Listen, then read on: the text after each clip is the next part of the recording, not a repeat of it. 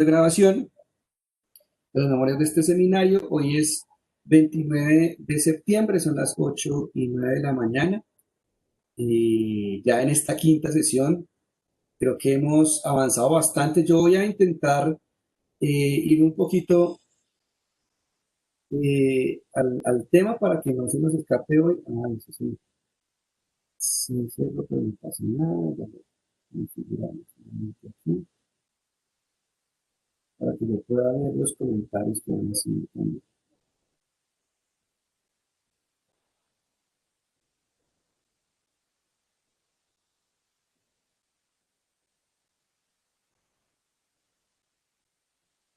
Sí, mi profe Oscar, todas las sesiones de este seminario, todas, son por el mismo enlace. Todas las sesiones son por el mismo enlace, desde la segunda sesión hasta el 5. ¿Listo? Yo aquí les estoy compartiendo el enlace de asistencia para que en varios momentos del encuentro les va a estar compartiendo el enlace de asistencia. ¿Listo? Voy a enviar aquí para que puedan ver los usuarios. Ok, creo que sí.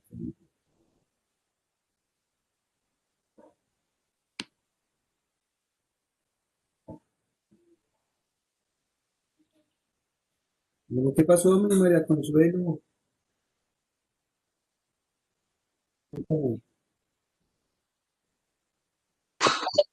Buenos días.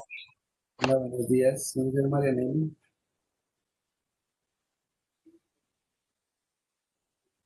Listo, ya quedó configurado. Ahora sí, muy buenos días a todos y todas. Hoy 29 de septiembre vamos con este tema, espero que podamos dialogarlo y vamos a procurar generar un espacio más de diálogo, que ojalá me funcione el internet muy bien el día de hoy, porque son cosas que pueden pasar.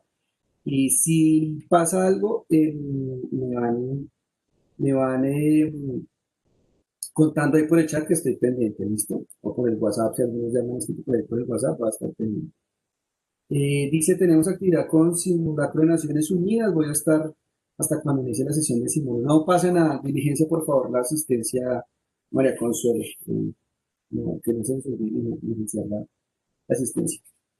Vamos con un tema que a mí me parece muy, muy bonito, el tema de las competencias del siglo XXI, y que ojalá nos sirva a todas y todos para entender la posibilidad de descargarnos un poquito de actividades. ¿Por qué hago este comentario? Yo mismo, dentro del inicio de este proceso de la pandemia particularmente, cuando arrancamos, yo sentía que las primeras semanas eran una carga impresionante y ya después, digamos que fui organizando un poco el asunto y me fueron funcionando una serie de estrategias, particularmente que tienen que ver con estas competencias de la innovación de las acciones mediadas. Y una de estas tiene que ver con reconocer la potencia y la posibilidad que hay en el acompañamiento entre pares. Quisiera que por favor me confirmaran que están viendo mi pantalla en este momento, mi presentación en PowerPoint.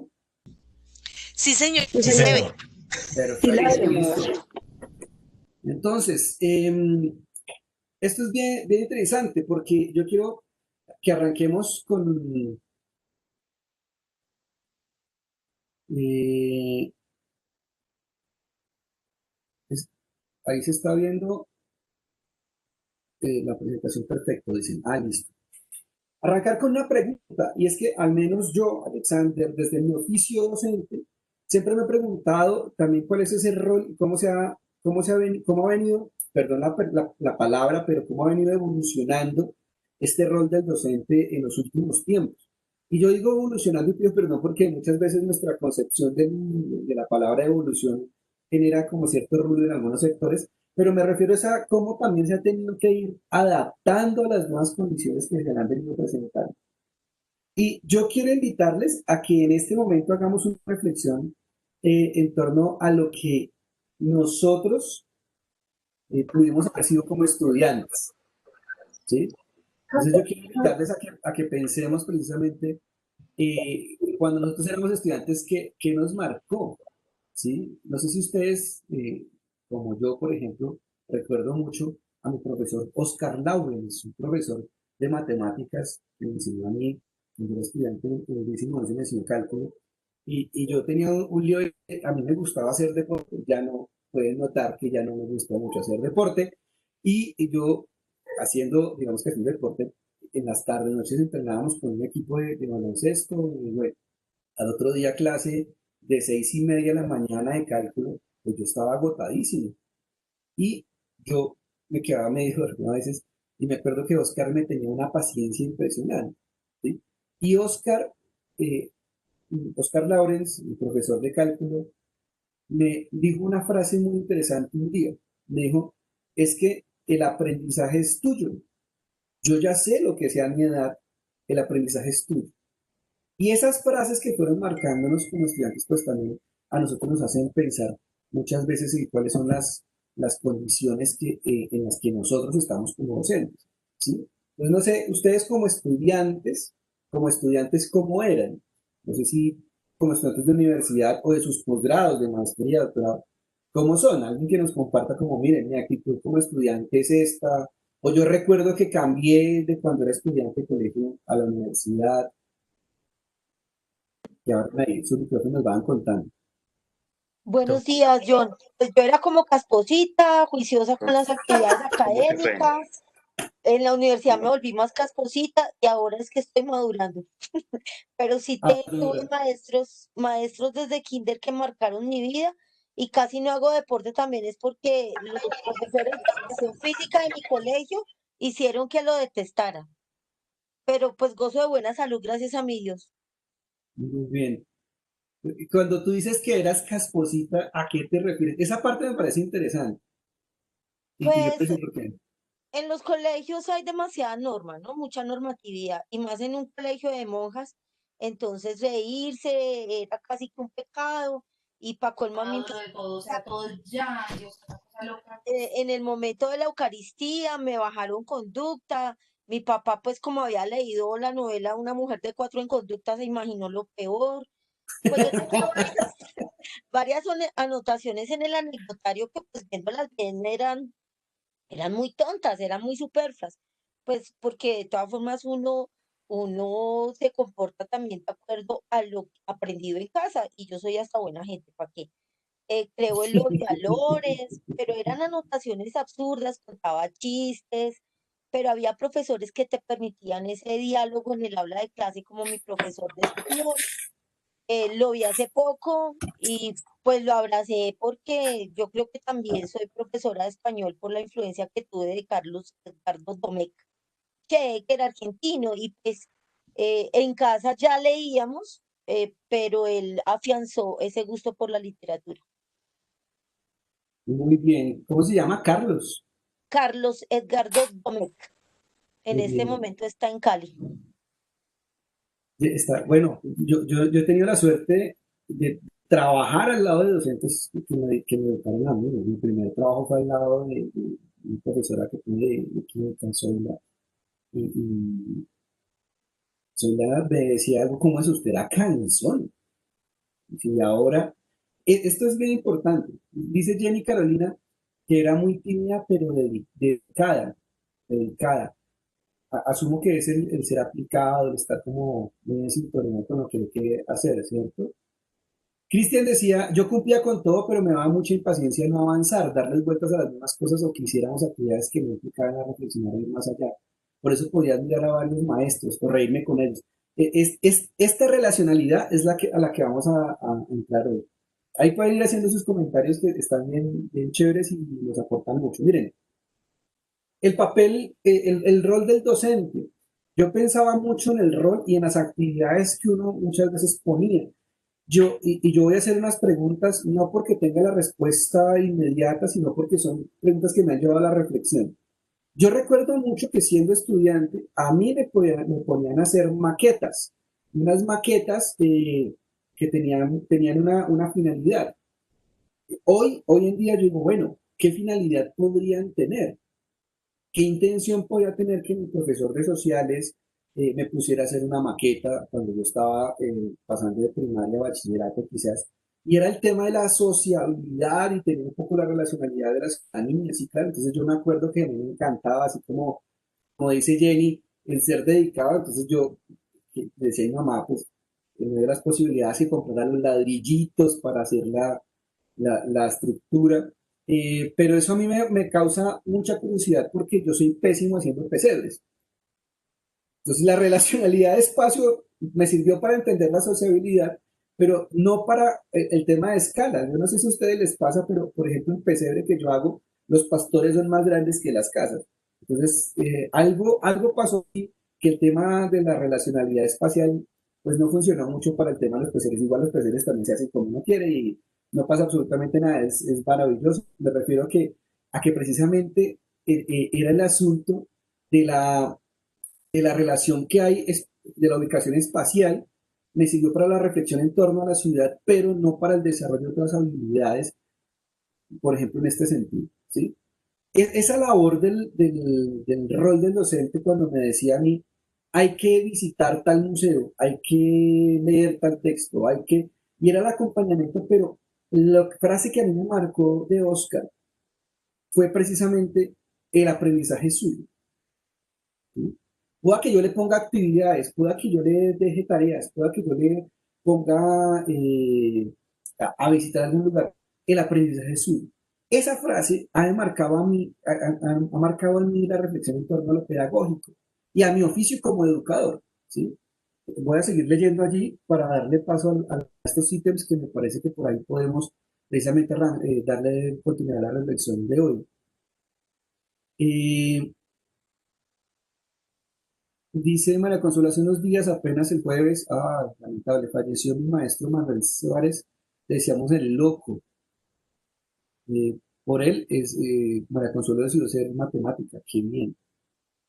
Dice Olga Lucía, yo estudié en colegio de pueblo y disfruté mucho mi bachillerato, era tranquilo, pues esa novela, evadía clase con un chico que me gustaba y tocaba la guitarra. A los músicos no nos va mal, vean.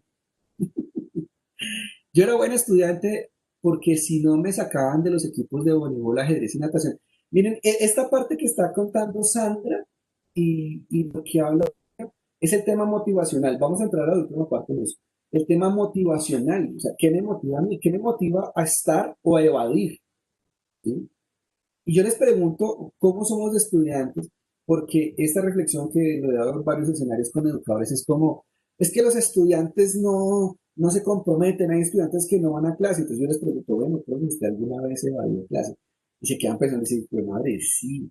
¿Por qué lo hacía? El tema de la motivación. Y es cuando yo, por ejemplo, ayer hablábamos con los profes del Pablo de Tarso, yo les decía, le hemos tenido miedo a una práctica que es necesaria, y es cuestionar la labor profesional. Ojo, cuestionarla no en sentido negativo de como, mire, usted no sabe por qué hace eso si eso no sirve. No, no, no. Es como sentar la pregunta de cómo estamos, en qué estamos, es evaluar realmente.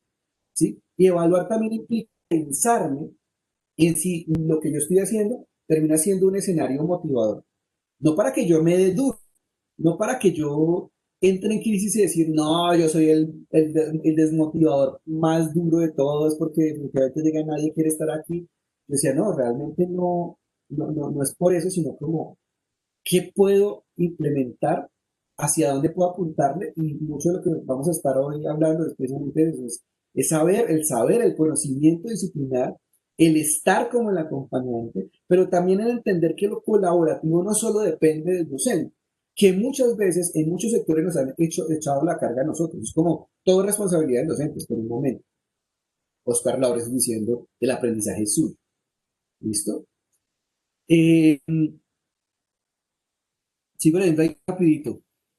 Bueno, Sandra contaba que para que no la sacaran de los equipos de deportes, pues era aplicada. O sea, hay unos condicionamientos también que funcionan muchas veces, pero que miren que con el tiempo terminan siendo una motivación, porque realmente la motivación está es en mantenerse en un lugar. Yo recuerdo mucho a los docentes que invitaban a pensar y cuestionar, dice Javier, a los que tenían un trato amable conmigo y mis compañeros. Aborrecía y aún a los dictadorcitos de aula que creían que imponer normas absurdas mantenía su estatus de poder.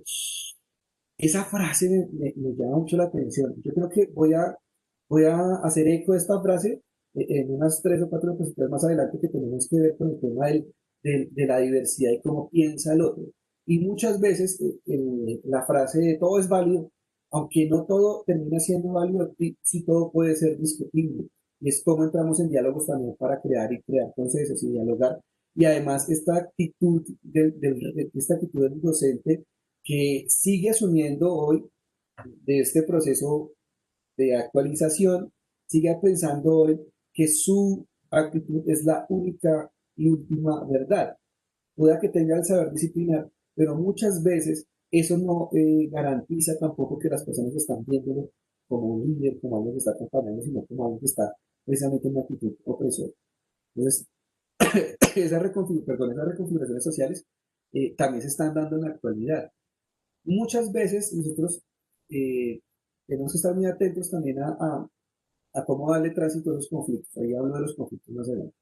Rápidamente, el profe que marcó mi vida y de manera positiva fue Rafael Sarmiento, profe de música y filosofía. Muy bien, Olga. Javier, si yo particularmente no era muy aplicado, yo hacía tareas e interrumpía bastante, pero a la hora de hacer exámenes me iba muy bien. Yo no llevaba cuadernos. ¿Quién es este? José Alfredo. Yo no llevaba cuadernos y eso me daba problemas con los maestros que solo sacaban nota de los cuadernos. ¡Wow! Esto está chéverísimo, esto de hoy. Me gustaba participar en todas las actividades que permitían salir de clase, grupo de danzas, deporte, teatro, grupo de oración. A pesar que mis docentes religiosos y laicas eran muy pedagogas, existían clases muy rutinarias. Bien, Zenaida, bien, gracias por ese comentario. Ese de la rutina y el romper con la rutina para que sea motivacional es uno de los aspectos del saber estar.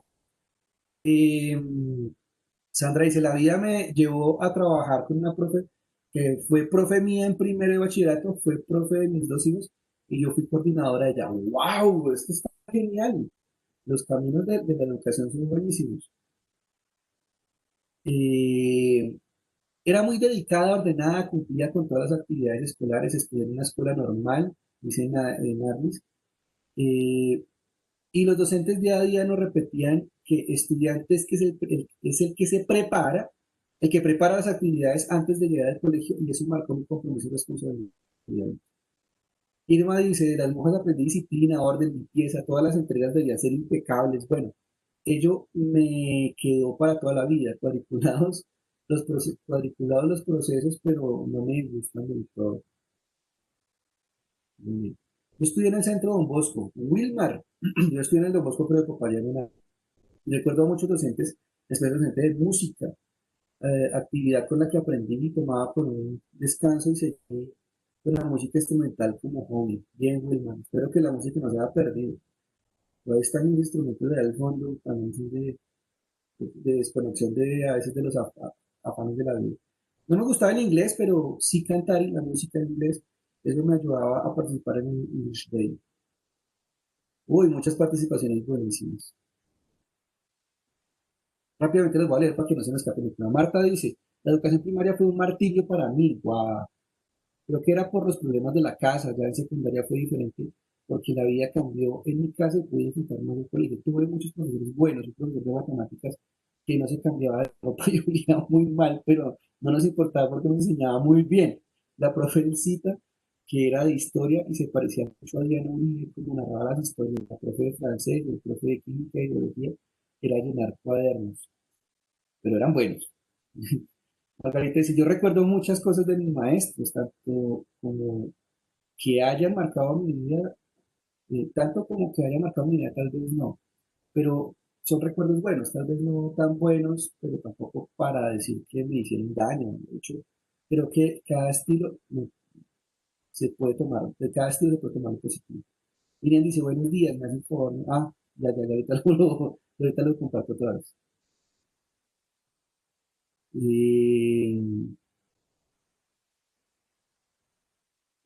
Dice Diana, soy de pueblo y recuerdo mucho que los profesores tenían tratos especiales con los estudiantes, que sus familias eran muy conocidas. Sí, eso sí se da mucho en la parte de educación, más allá de esas urbes grandes en las que estamos acostumbrados.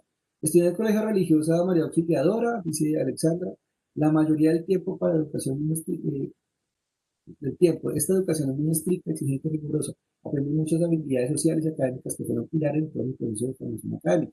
Recuerdo mucho que me enseñaban cosas fuera de las áreas comunes del saber, como nutrición, artes manuales, huerta, música, folclore colombiano. muchos deportes y me encantaba la experiencia de la naturaleza haciendo diarios de observación.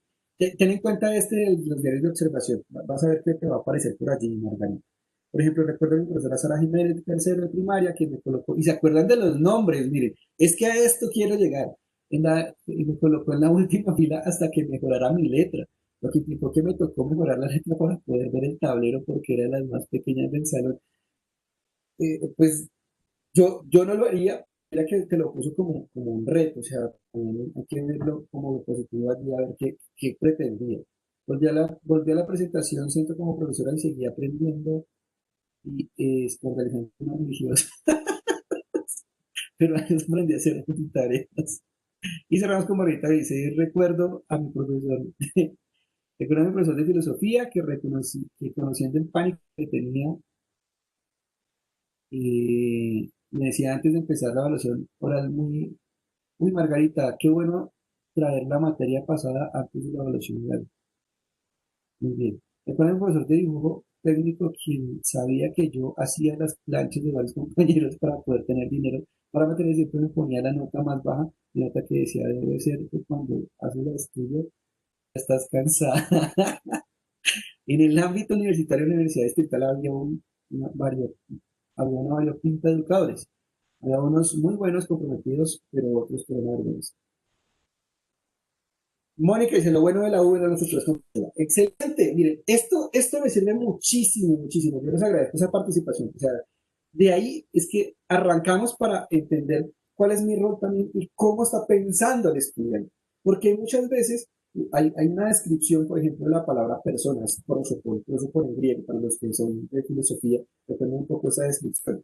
Era la máscara que usaban en el teatro griego para meterse en ese rol, en ese personaje, y asumían la personalidad, es decir, asumían ese carácter, el carácter que le traía la máscara. Pues muchas veces nosotros, en nuestra personificación del rol docente, también asumimos muchos de los roles con los que veníamos nosotros siendo educados en algún momento.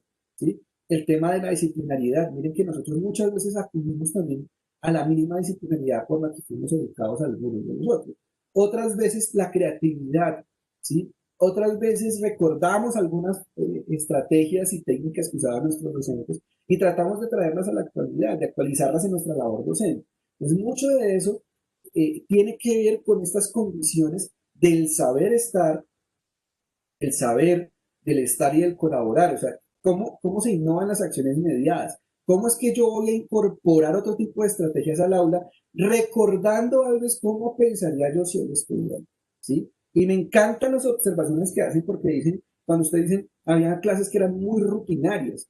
Cuando yo digo, hay que cuestionar mi labor, no estoy diciendo que yo deba decir que mi labor no sirve, sino que por el contrario, es cómo está funcionando y cómo puedo mejorarlo. El cuestionar algo, el problematizar algo, no indica que algo está mal, al contrario, el problematizar algo es que algo se está presentando desde un fenómeno que en nuestro caso es el fenómeno educativo, el fenómeno social educativo dentro de las aulas.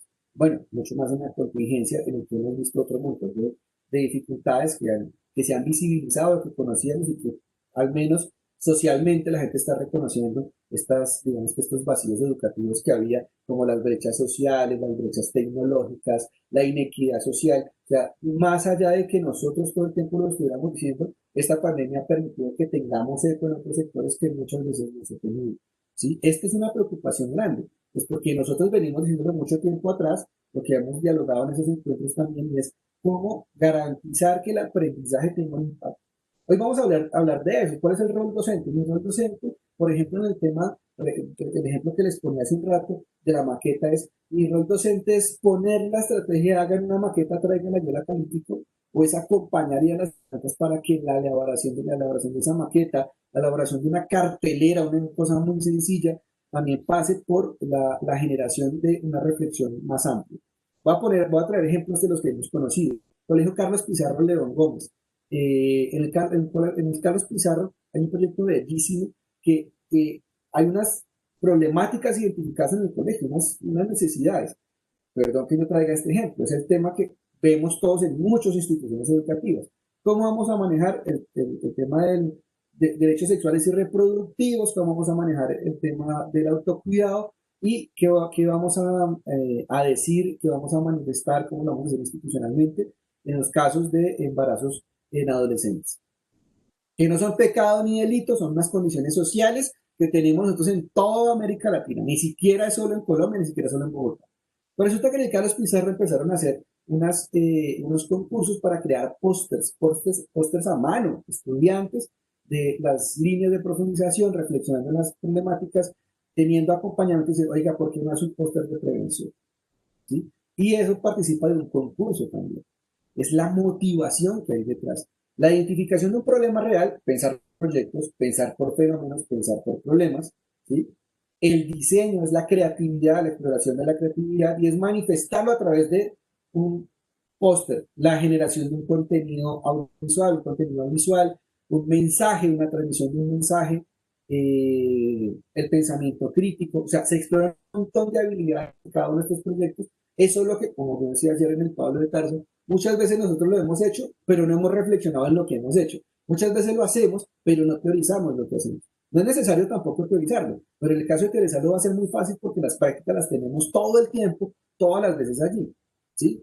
Y empezamos a explorar un rol muy interesante y es el rol, por ejemplo, de que el docente debe reconocer el aprendizaje del aula como la relación social que hay dentro del escenario escolar. Allí aparece la relación alumno-alumno. ¿Por qué yo ponía aquí la relación alumno-alumno? Porque por mucho tiempo se había privilegiado la relación docente-alumno, profesor-estudiante, profesor-alumno. Y es el profesor tiene el contenido y mire que casi siempre nosotros acudíamos a la misma estructura de clase. Casi siempre nosotros, cuando éramos estudiantes, estaba el profesor, daba su contenido, y el profesor al final decía alguna pregunta cuando faltaban 5 o 10 minutos para finalizar la clase. Se acababa la clase, sonaba el timbre, nosotros casi por condicionamiento clásico sabíamos que teníamos que cambiar el chip para entrar a la otra clase. Entonces como que cerrabas la ventana de la cabeza y abrías la ventana de la otra materia. ¿Sí? Y cada vez el aprendizaje se iba atomizando, atomizando, atomizando. Yo fui coordinador del técnico central de la Salle y la primera preocupación cuando llegué de coordinador es que un estudiante de noveno grado tenía 17 cuadernos. Y era una cosa impresionante. ¿Sí? Yo decía, ¿cómo hacen? O sea, a mí no me daba el cálculo por ningún lado de 17 cuadernos. En un horario de clase de 6:30 de la mañana a 2 de la tarde, de lunes a viernes. ¿En dónde? ¿Sí? Los chicos desarrollaban unas estrategias para tener ese rendimiento académico. Claro, en los diálogos, ya después de esa primera semana, decir cómo lo hacen, empiezan a entender cuál es la lógica, cuál es el sistema, cómo lo están llevando a cabo, pero sigo todavía pensándome hoy en día cómo es que seguimos nosotros creyendo muchas veces en muchos escenarios que a mayor cantidad de cuadernos, mayor cantidad de aprendizaje, ¿sí? Pueda que no sea directamente proporcional. En el Cervantes tenemos 19 cuadernos. Claro, ahí es donde uno empieza a pensarse el sistema. El sistema tiene que ser eficiente y es eficiente, o sea, lo reconocemos como un sistema eficiente. Ahora, ¿qué hacemos también para que esos 19 cuadernos, esos 17 cuadernos en una institución no se vuelvan una carga, sino que sea una motivación en el proceso de aprendizaje? Estas reflexiones son las que tenemos que teorizar muchas veces. ¿Sí? Por ahí abrir el micrófono y van a participar. Como tengo compartiendo mi cámara, mi pantalla, no puedo ver quién abre el micrófono. William Ramos. Ya. Okay. Dice Narlis, pero la motivación debe hacerla cada docente de esa asignatura. Aunque es muy personal, influye mucho el contexto. Cuando un estudiante está motivado, no solo está motivado desde una asignatura, la idea es que la motivación, por ejemplo, de llegar a una institución educativa, por ejemplo, lo que nos cuenta José Alfredo, un estudiante que viene a otra institución en la que solo tiene 10 cuadernos y llegaron a una institución donde dicen, oiga, aquí hay que tener más. Es cómo genera una motivación para que el estudiante de entrada no entre en shock, no entre como asustado. Eso tiene que ver un poco con las condiciones y las preguntas que yo les voy a hacer ahorita y es ¿qué tiene que aprender el alumno? ¿Qué tiene que aprender el estudiante? ¿Sí? Finalmente, hay unas herramientas, hay unos conceptos, hay un aprendizaje disciplinar que debe tener el estudiante, que debería adquirir el estudiante, pero también cuáles son las condiciones en las que el estudiante está aprendiendo. Y ahí es donde, por ejemplo, empezamos a revisar estas experiencias exitosas. Vuelvo y digo, cuestionar algo no es decir que algo está mal. Cuestionar algo es decir, preguntémonos cómo está llevando ese proceso. Si ese proceso es exitoso, pues hay que contarlo en otros lugares, hay que manifestarlo, hay que compartirlo. ¿Listo? Entonces, en el caso de las condiciones que están dadas en un colegio como el que yo participé, en el que trabajé, era, veamos cuáles son las condiciones que estaban dadas. Y uno de los primeros ejercicios que yo propuse dentro de la institución era precisamente eh, revisar los niveles de motivación de los estudiantes, si eran felices. Y, bueno, ¿cómo lo hacen? Era la pregunta después. ¿Cómo hacen para que los estudiantes tengan la carga académica como la tienen y que sean felices? ¿Sí? Porque en últimas, fíjense que yo como padre de familia, yo a mi hijo, yo a mi hija, y muchas veces no le digo al profesor, oiga, edúquemelo. Le digo, profe, me lo cuido. También aparece la ética del cuidado del otro, y dentro de la ética del cuidado tiene muchísimo que ver el que los estudiantes tengan unos ambientes y unas condiciones de aprendizaje para que la experiencia sea significativa, una experiencia significativa del mundo. Jenny dice, la cantidad de cuadernos habla mucho de la poca articulación interdisciplinar que existe en nuestro sistema educativo. Yo ahí quiero hacer una precisión, Jenny, estoy de acuerdo en parte contigo, sin embargo, lo que te digo un poco de mi experiencia en el técnico central, precisamente era llegar a entender cuál era el sistema por el que sí se podía articular curricularmente. Había una curricular y yo no la, obviamente yo entré con un escepticismo cuando vi eso la primera semana, pero cuando empiezan a entender la lógica y la dinámica, dice, efectivamente sí hay una armonía, es solo que para entender el sistema no es una cuestión tan, eh, tan sencilla muchas veces, porque cada institución en la autonomía pues tiene precisamente pues, la metodología por la que ha llegado a ese nivel y ha terminado diciendo, tenemos la necesidad de tantos cuadrados. Ahora, no siempre, digo yo eso, no siempre la relación de cuadernos o la cantidad de cuadernos va a determinar en específico. Hay que entrar a ver el caso de cada institución.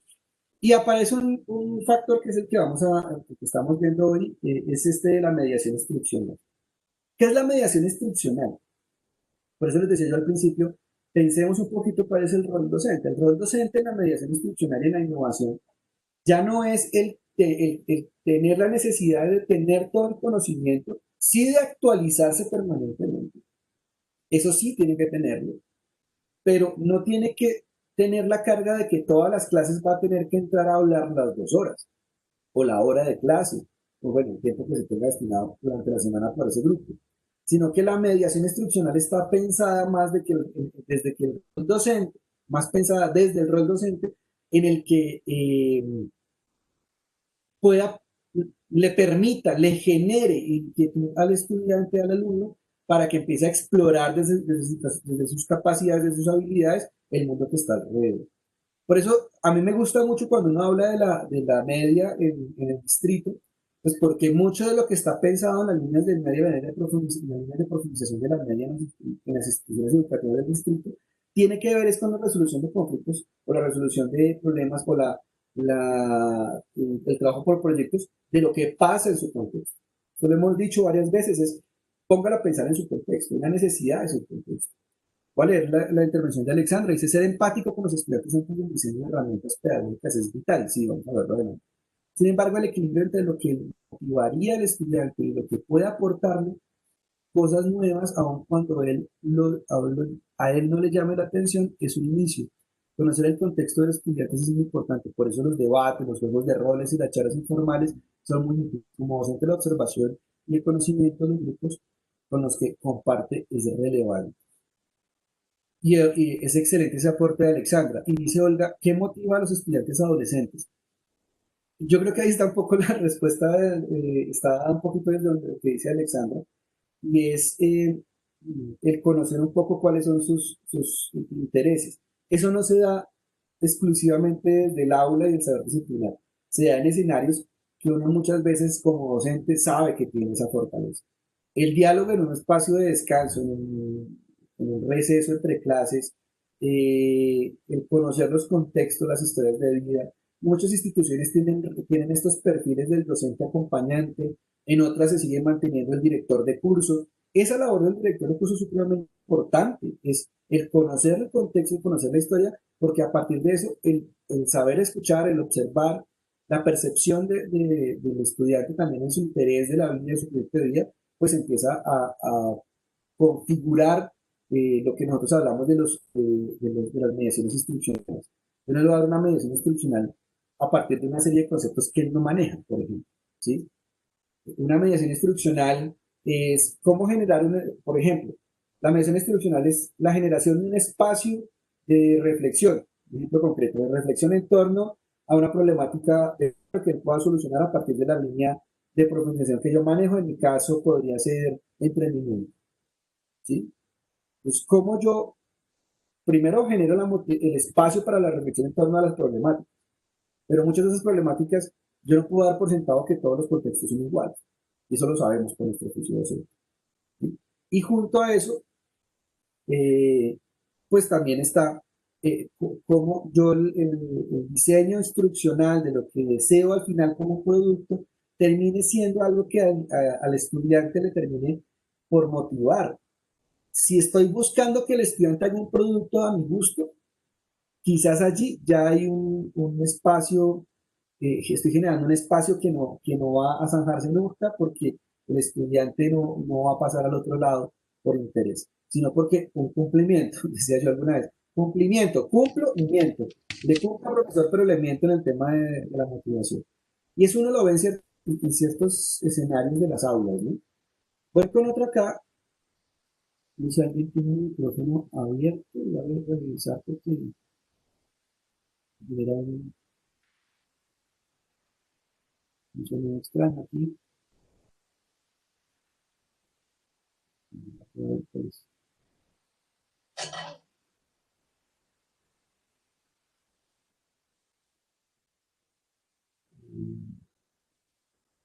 que tengo aquí, pues hacia el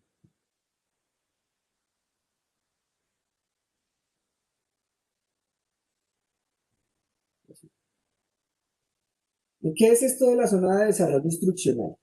La zona de desarrollo próximo, perdón.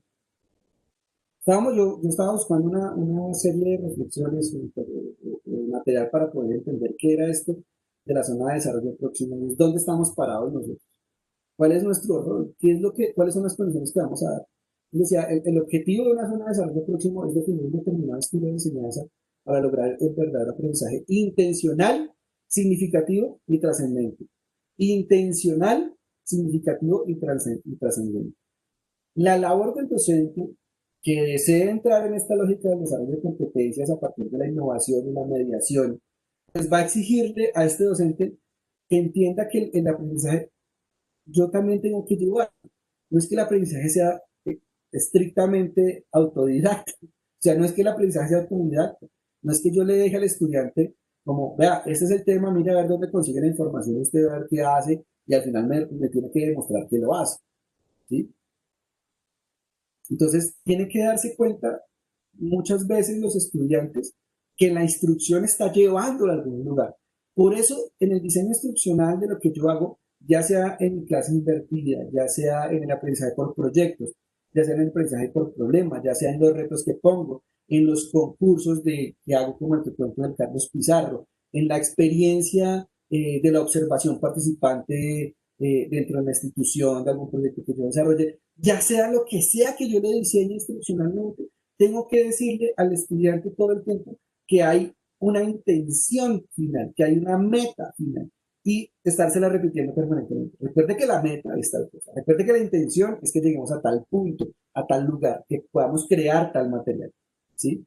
Estos días participaba yo de unas sustentaciones de líneas de profundización de una institución educativa y me llamaba mucho la atención que muchos de los proyectos que hicieron en la línea media a partir de lo que había sucedido precisamente en la pandemia respondían a necesidades específicas y todo el tiempo estaban diciendo nuestro interés es poder revisar lo que pasa en el colegio. Nuestra intención es, o sea, muchos de de estos ejercicios es estarle diciendo en la instrucción hacia dónde vamos, ¿sí? Por ejemplo, en el diseño instruccional de una actividad en concreto, yo puedo decirle al estudiante, este objetivo se cumplirá con tal ejercicio. Este objetivo se cumplirá con este ejercicio y este con este ejercicio. Entonces, todo el tiempo les estoy diciendo hacia dónde vamos. Mientras yo creo un diseño instruccional que no le esté diciendo al estudiante para dónde vamos, no va a terminar siendo significativo, que es el otro punto, ¿sí? Porque muchas de las condiciones en las que nosotros estamos, muchas veces, por la dinámica del colegio, porque tenemos que también unas cargas administrativas dentro de las instituciones, porque estamos en nuestros estudios de posgrados, o sea, por otro montón de dinámicas, muchas veces como que digo, oiga, hay que hacer tal lectura. ¿Y eso para qué? No, pues que es parte de la clase. Sí, pero ¿a qué responde? Y en el diseño instruccional de la mediación, yo tengo que ser muy claro hacia dónde va. Y ojalá esté redactado. ¿Sí? ¿Listo? Voy a tomarme el tremendo de leer aquí lo que dice Toscano en ese artículo. Dice, el mediador ayuda al alumno a organizar, filtrar y esquematizar. Miren, esto es súper interesante. Ayuda a organizar, filtrar y esquematizar los estímulos del aprendizaje. O sea, el mediador ya no es el rol del docente desde la mediación al menos.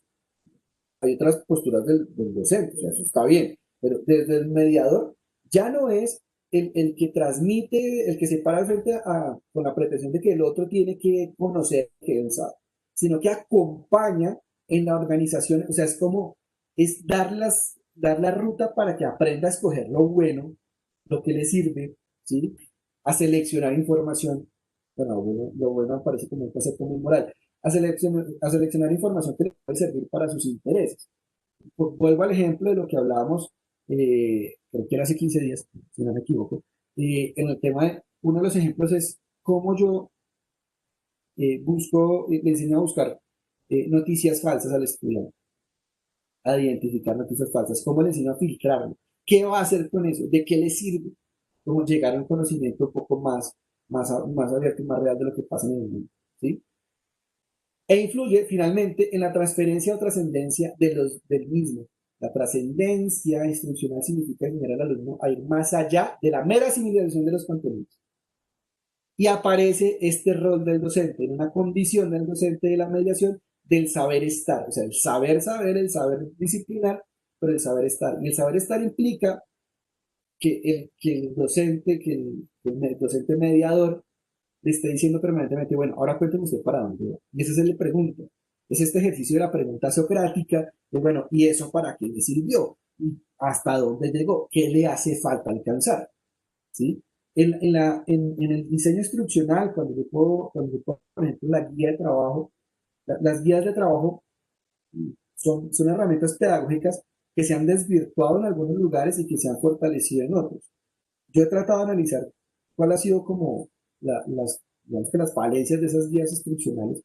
Muchas de las guías están pensadas para que el estudiante tenga en la guía el contenido, pero no explore, ¿sí? El concepto está definido en la guía. ¿Y qué pasa con la exploración? ¿Por qué el estudiante no la explora en algún lugar? Porque la guía no está invitando, no está llevando. Ahora, ¿es mala la guía que no lo hace? No, se puede mejorar una guía instruccional. ¿Listo? Y lo que dice aquí es, recuerda que la idea es que vaya más allá de la mera asimilación de los contenidos, ¿sí? Que conecte con otra información, que él encuentre información nueva, que yo no sé si ustedes lo han notado, pero por ejemplo, mucho de lo que sucede, de lo que estamos viviendo, estaba anticipado por muchos educadores. Nosotros como educadores estábamos diciendo, el sistema tiene unos vacíos, el sistema educativo no está respondiendo a necesidades, por ejemplo, de actualización y alfabetización desde las tecnologías. Digamos que lo habíamos casi profetizado, va a llegar un momento en que no vamos a responder de manera eficiente. Esta pandemia demostró eso. Como, los profes tenían razón. Sí, teníamos razón, porque nosotros hemos identificado, nos hemos anticipado nos habíamos anticipado qué era lo que estaba sucediendo con la inequidad social en Colombia, bueno, en el mundo. Pero la pregunta es, ya llegamos a este punto, ahora, ¿qué vamos a hacer con lo que tenemos? ¿Sí? ¿Cómo vamos a continuar bajo esta lógica? Y lo que hemos visto en noticias es, vamos a seguir esperando un poquito más, un poquito más, un poquito más cada día para que haya una vacuna. Pero que exista la vacuna no determina que ya nosotros tenemos el beneficio de la vacuna en casa. También cómo seguimos ajustando nuestras condiciones en las que ahora los estudiantes, a partir de nuestra mediación y nuestro acompañamiento, pues se preguntan por lo que está sucediendo en el mundo. ¿Listo? ¿Y hacia dónde es la dirección? Ah, bueno, entonces, esto de la zona de desarrollo próximo es cuál es mi actitud dentro o cuál es mi rol dentro de ese proceso de acompañamiento. ¿Qué tal si yo estoy generando un espacio educativo en el que estoy privilegiando el contenido por encima de la experiencia? Eso, eso digamos que es parte del saber disciplinar, pero está dejándose más bajito el nivel del estar desde el acompañamiento. Y aparece el rol de estudiante, alumno, que es el rol de lo colaborativo. Y vamos a ver cómo este rol de lo colaborativo muchas veces ha sido pensado desde la enseñanza mediada, pero otras veces ha sido señalado como algo que no funciona desde la enseñanza un poco más disciplinar. Yo mismo, que pongo trabajos de manera colaborativa, tengo que diseñar un, un, una instrucción, un modelo instruccional que les esté repitiendo a los estudiantes que no se trata de que cada uno haga una parte. Esto sí es bien complejo. Llegan a la universidad, cuando yo lo recibo el primer, digo, vamos a hacer un trabajo colaborativo. Ah, profe, trabajo en grupo. Entonces yo les pregunto, ¿qué entienden ustedes por trabajo en grupo? Profe, que usted pone un tema, nosotros lo preparamos y hacemos un trabajo. Sí, no. Sí van a trabajar de manera conjunta, van a hacer equipos de trabajo, pero vamos a tener que identificar cuáles son las fortalezas de cada uno. Porque si ustedes se ponen a decir, usted hace el objetivo, si usted no tiene opciones, pues no les va a tener ni pies ni cabeza eso que van a hacer. ¿Sí? Pues el diseño instruccional también está pensado para que identifiquen cuáles son las fortalezas de cada uno. ¿Sí? La semana pasada yo intenté hacer algo con los de estudiantes de pregrado primer semestre y puse un trabajo autónomo en la plataforma en el que tenía que ver una película que está en línea, que se puede ver abierta, puede conseguir. Y la idea es que les lancé yo las preguntas, ¿no? Prepárense para ver la película, prepárense, claro, estoy condicionándolo porque mi intención al final es que reflexionen sobre un concepto específico dentro de la película. Entonces decía, prepárense para ver la película, entonces lanzaba unas preguntas guía. Y cuando estaba explicando la instrucción, los estudiantes decían, aquí por videollamada, decían, profe, pero ¿y dónde le respondemos esas preguntas? ¿Le enviamos el trabajo a su correo? Decía, en ninguna parte, claro, tenía que yo decirles, en ninguna parte del instructivo dice que tienen que responder las preguntas de manera escrita. Son preguntas guías para que usted vea la película. Entonces un chico decía, profe, es que a mí nunca me han dado preguntas para ver una película. La intención que está detrás de las preguntas es que usted vaya conceptualizando, y viendo, identificando ciertas escenas que le van a permitir participar de la actividad final, que es un juego. Segunda parte, ver la película. Profe, eso es muy obvio, ¿no? Pues si vamos a hacer un videoforo, hay que ver la película. Sí, lo damos por obvio, pero es que también hay una intención al decirle, primero piense en las preguntas y luego véalo.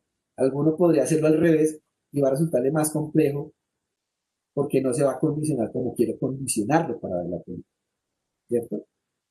Y el tercero era revisar unos textos con base en unos conceptos, ¿sí? Leer dos artículos muy concretos, muy de 8 páginas cada uno, estamos en nivel de pregrado, 8 páginas cada uno, donde hay unas definiciones conceptuales, ¿sí?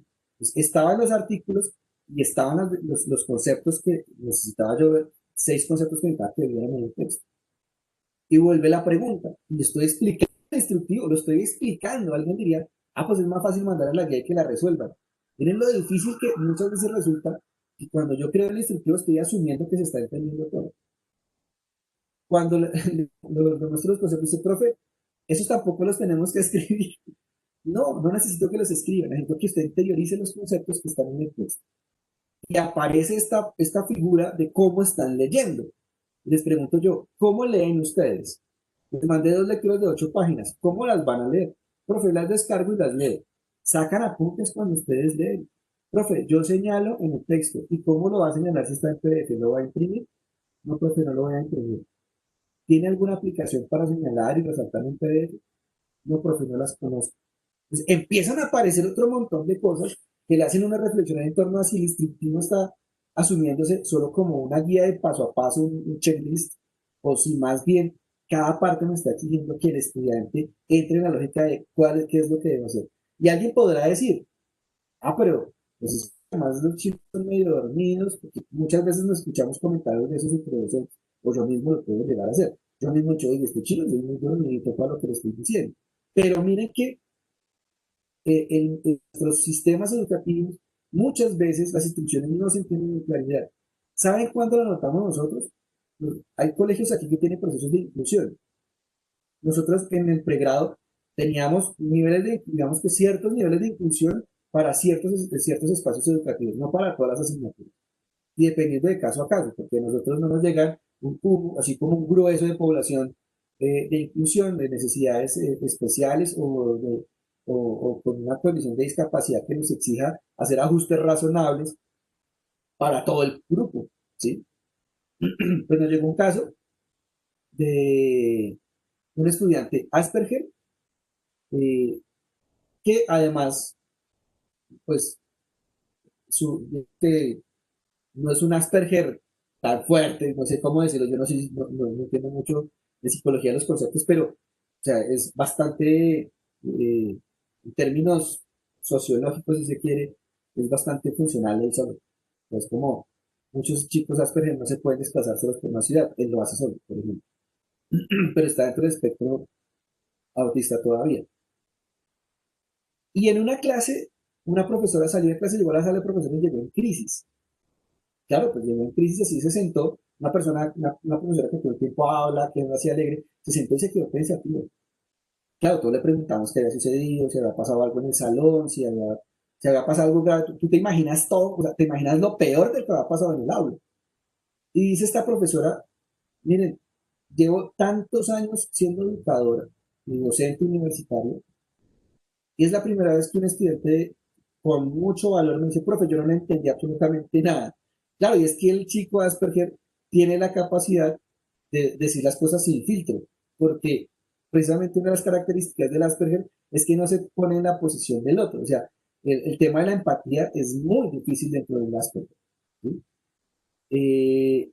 Claro, es decir, como yo no me puedo poner los zapatos del otro. Yo no voy a decir las cosas con delicadeza porque simplemente no pienso que el otro le va a doler lo que voy a decir. Pero sí verbalizo las cosas. Eso no quiere decir que lo diga de manera ofensiva, humillante, grosera, altanera. No. O sea, dice las cosas como son. ¿Alguna pregunta? Sí, yo no he entendido nada. Y la profesora entra en crisis porque dice, ¿qué tal varios de estos años y muchos de sus compañeros no entiendan? Y por la timidez y por el modelo al que venimos acostumbrados, el estudiante tenga el temor de preguntar. La relacionalidad que hemos creado entre el rol docente y el rol de estudiante muchas veces es algo que decían entre las intervenciones, es un rol de miedo, es un rol de el dictadorcito, como decía, creo que era Cristian, que no genera un bienestar para el estudiante, sino que le genera temor. ¿Y cuántos de nosotros llegamos a tenerle miedo a un profesor? Así como yo les hablo de Oscar, podría dar el nombre a otro profesor al que teníamos pavor. ¿Sí?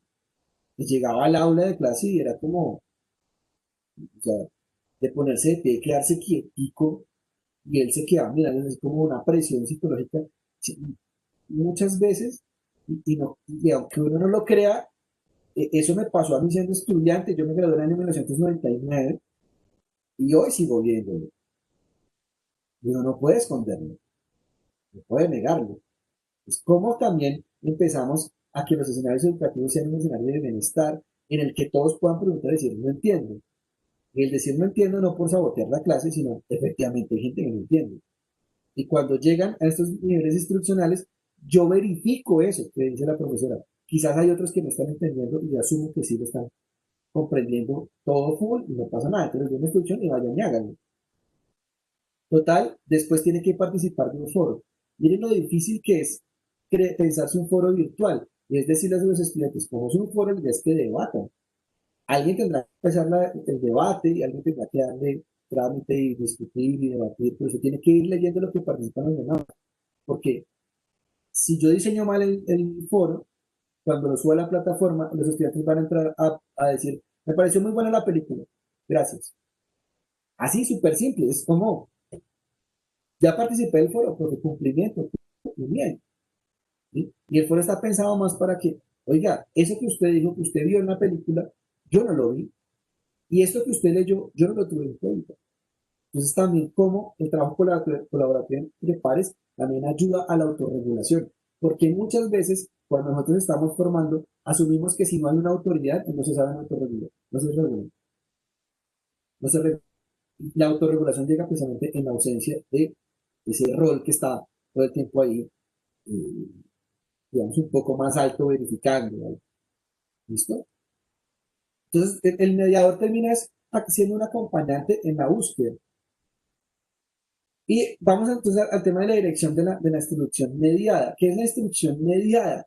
Es cómo yo me creo esa ruta, cómo yo voy a crear la ruta de aprendizaje para el estudiante.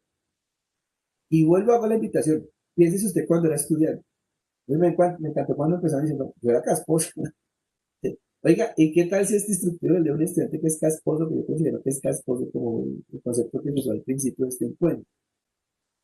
Yo también tengo que ser consciente de qué es lo que desea aprender. Yo no puedo crear un currículo para cada estudiante, pero sí puedo escuchar con atención de manera colectiva cuáles son los intereses y buscar tendencias. Esas tendencias son las que permiten que yo vaya ajustando.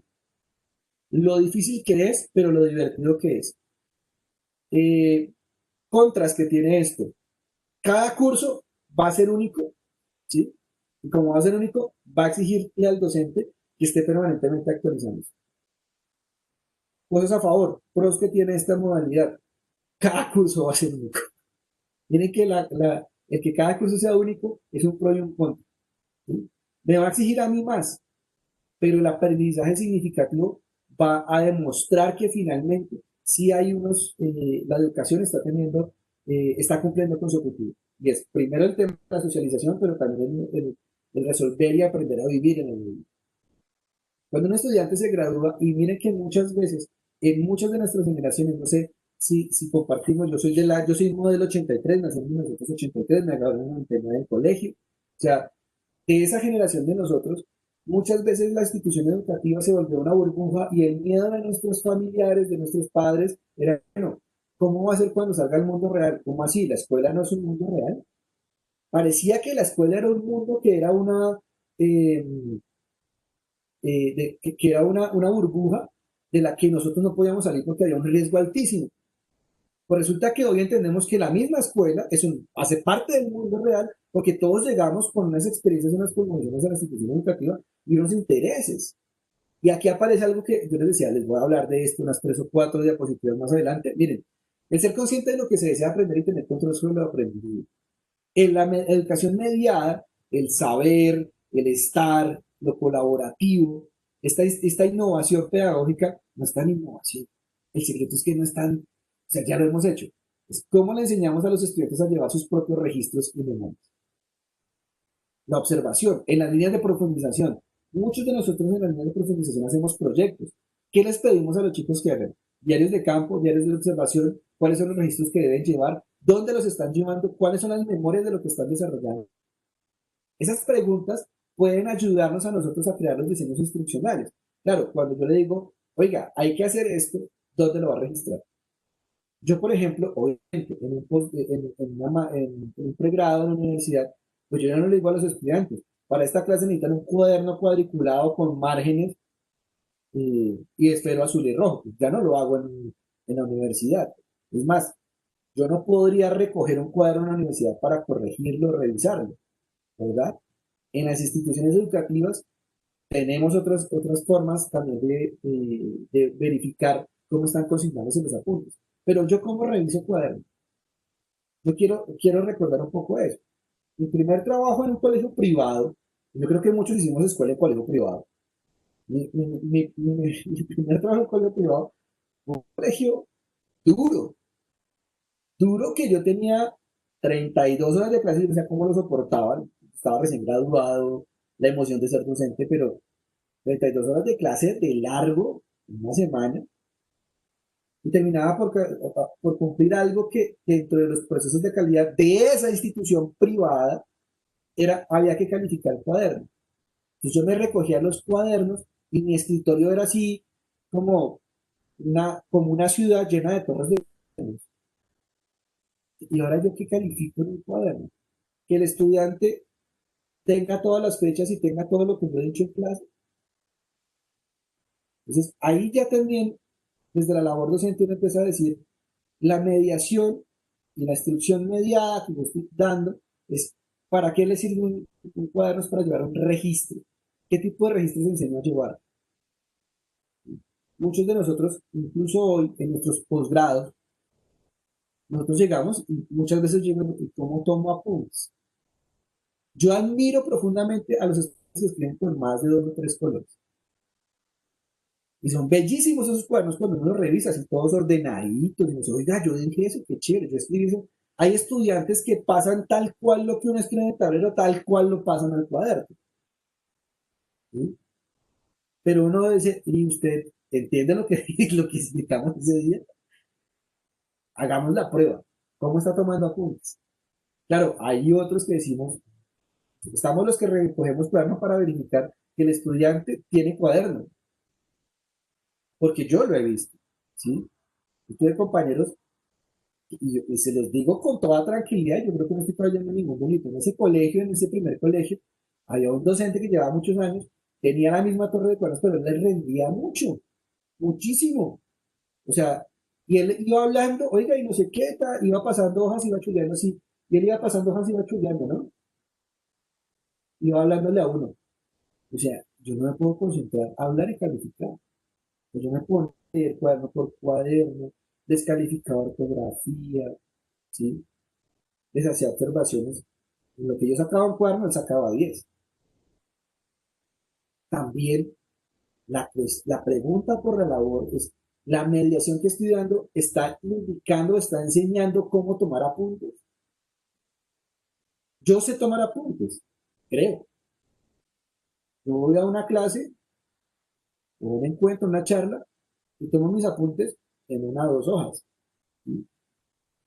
Pero ¿qué significa tomar apuntes? ¿Qué significa llevar un registro? Es ser consciente de hacia dónde se quiere ir, qué se quiere hacer. Por eso cuando uno les pregunta, cuando uno les dice, aquí es, venga, busquemos cuáles son esa zona de desarrollo próximo, generemos ese escenario, ese espacio en el que podamos crear y dialogar. Voy a poner un ejemplo de cómo hacerlo. Un ejemplo muy sencillo de cómo hacerlo. Algunos de nosotros hemos aprendido a trabajar por mapa de problemas, ¿sí? Por árbol de problemas. ¿Qué es un árbol de problemas?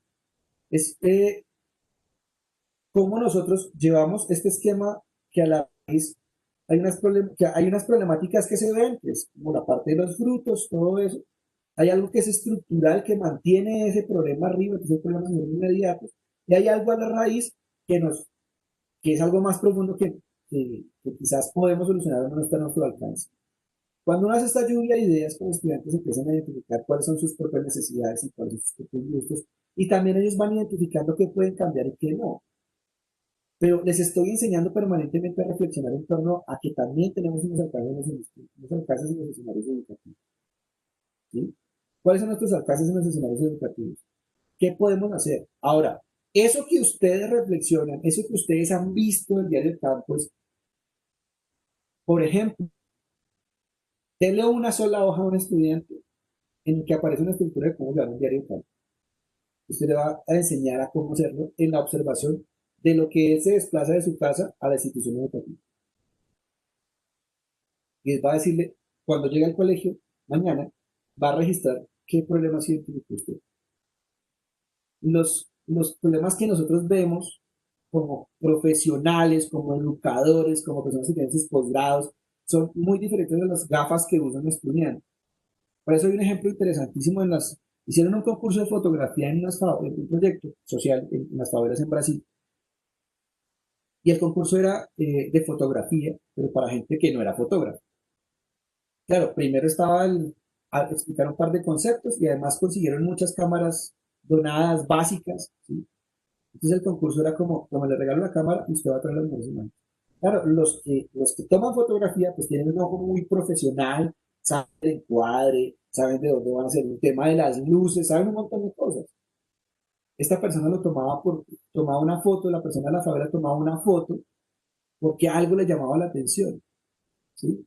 Resultó muy interesante y muy curioso porque muchas veces el imaginario que había detrás de los que habían organizado el concurso de fotografía era que iban a salir un montón de imágenes de la violencia de las favelas. Así el muchacho con el arma en la mano, vigilando de centinela, la pobreza, la miseria. Pero resulta que las fotografías terminaron expresando la alegría de vivir en la favela.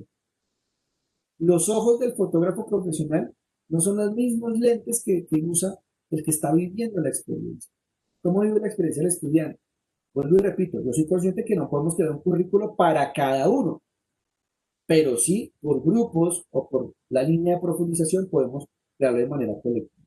Ya en un ratito leo los comentarios porque si no se me escapa el tiempo y no pasamos a explicar esta parte.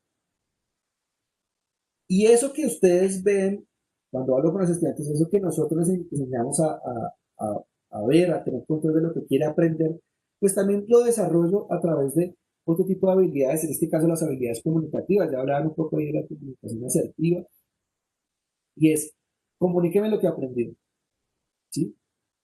También entra en la lógica del lenguaje y del código científico. Y ojo que cuando estoy diciendo esto, la mediación que yo estoy haciendo es que le muestro a los estudiantes que el lenguaje científico no es un lenguaje complicado. Nosotros muchas veces fuimos como traductores científicos, ¿lo han notado? Hay un artículo, hay un texto, hay una teoría, hay una fórmula química, matemática, física, lo que sea, y nosotros la traducimos en lenguaje sencillo para que nuestros estudiantes o las personas con las que estamos lo entiendan o hacemos entender nuestra labor. Pues eso es lo que nosotros permanentemente hacemos, es un ejercicio de traducción. ¿Cómo le decimos al estudiante que él puede hacer parte de esos ejercicios de traducción? Que ya no me llegue a decir, profe, pareció genial. Genial, ¿qué significa? ¿Qué le gustó? ¿Qué le llamó la atención? Por eso en el diseño instruccional, del que yo les hablé hace un rato, en el diseño instruccional decía, vaya y defina los conceptos. Cuando el estudiante va y define los conceptos, cuando le digo, vea, usted puede definir los conceptos a partir de este video, puede definir los conceptos en este podcast, puede definir los conceptos viendo este texto. Cuando los define, llega a clase con otra manera de expresar. Y fíjense que muchas veces las preguntas de nuestros estudiantes en el aula es por una definición conceptual, ¿sí? Sí, ahorita hago una observación de eso. Estoy de acuerdo con Cristian. Pero no lo vamos a decir. Mire. Las preguntas en nuestra aula son por cuestiones conceptuales. Muchas veces no son procedimentales. Fíjense lo interesante de esto. El estudiante dice, profe, ¿qué significa tal cosa? Profe, ¿usted me repite lo que significa tal cosa? Profe, es que usted dijo tal palabra y no sé qué es. Y alguno podría decir, pues vaya y búsquelo en Google. ¿Sí? O decirle, venga, le cuento qué significa. Ahora que le cuento qué significa, se la aprendió y verifico la repetición, lo que dice Alexandra Portilla, el poder de la repetición. Cuéntame qué significa.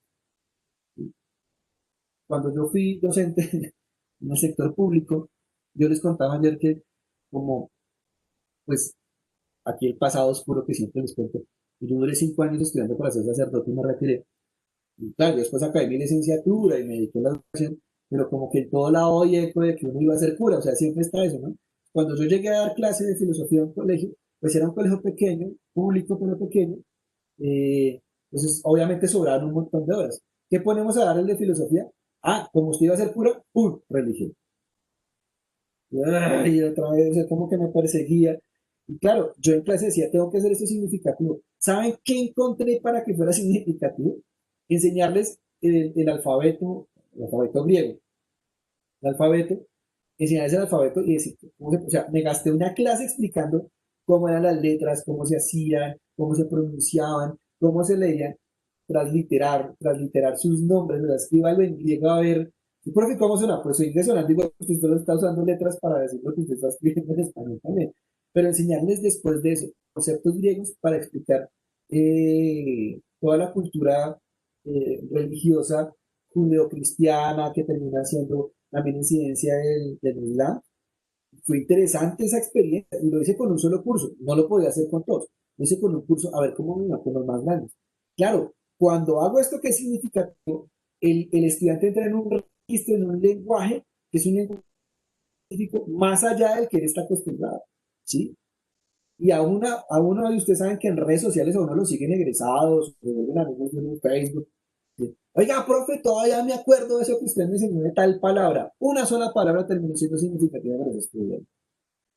Puede que el resto no se acordara, pero para que un estudiante se acuerde de las clases de religión del colegio, que alguien me diga, profe, me acuerdo que usted me dio religión en el colegio y me enseñó tal palabra en griego. Yo me la aprendí.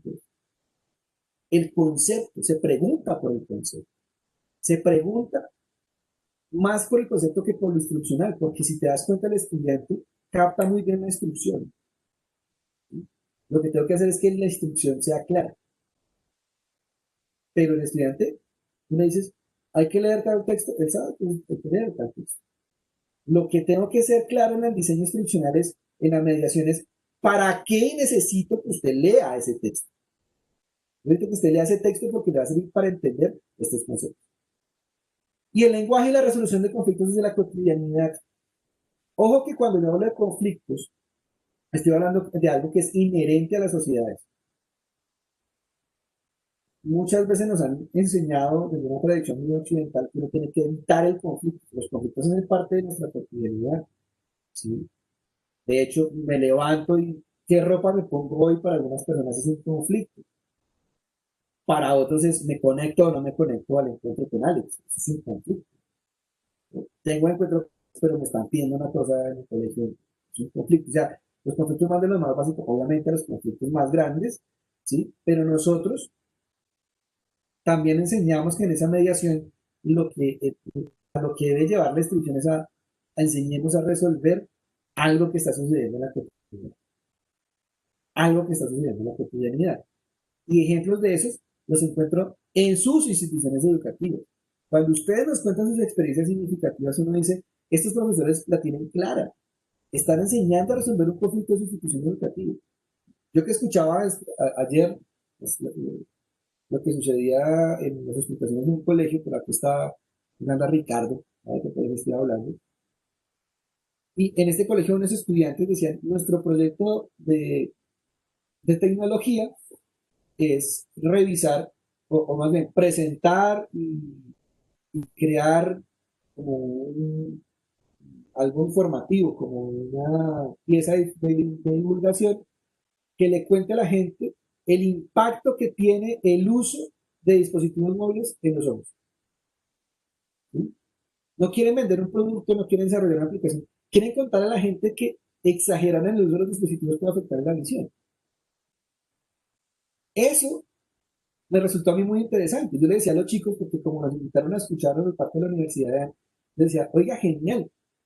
Y dicen, lo que pasa es que pues, por la pandemia no pudimos hacer más. Digo, al contrario, o sea, por la pandemia pudieron hacer más, porque terminaron haciendo una encuesta virtual que se le envían a la gente para preguntarle sobre el uso de los dispositivos y resulta que pues la persona donde lo está respondiendo, pues en su dispositivo.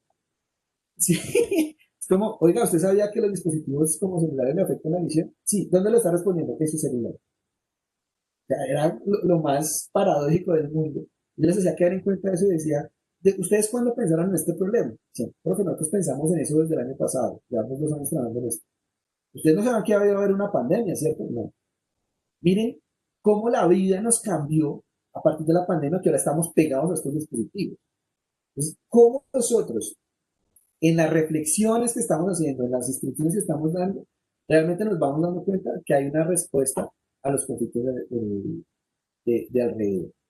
En ese sentido aparece un aspecto muy, muy importante y es que quiero que memorizemos esto. O sea, la innovación de la que hablamos a partir de la mediación de la estructura mediada, la innovación no implica partir de cero.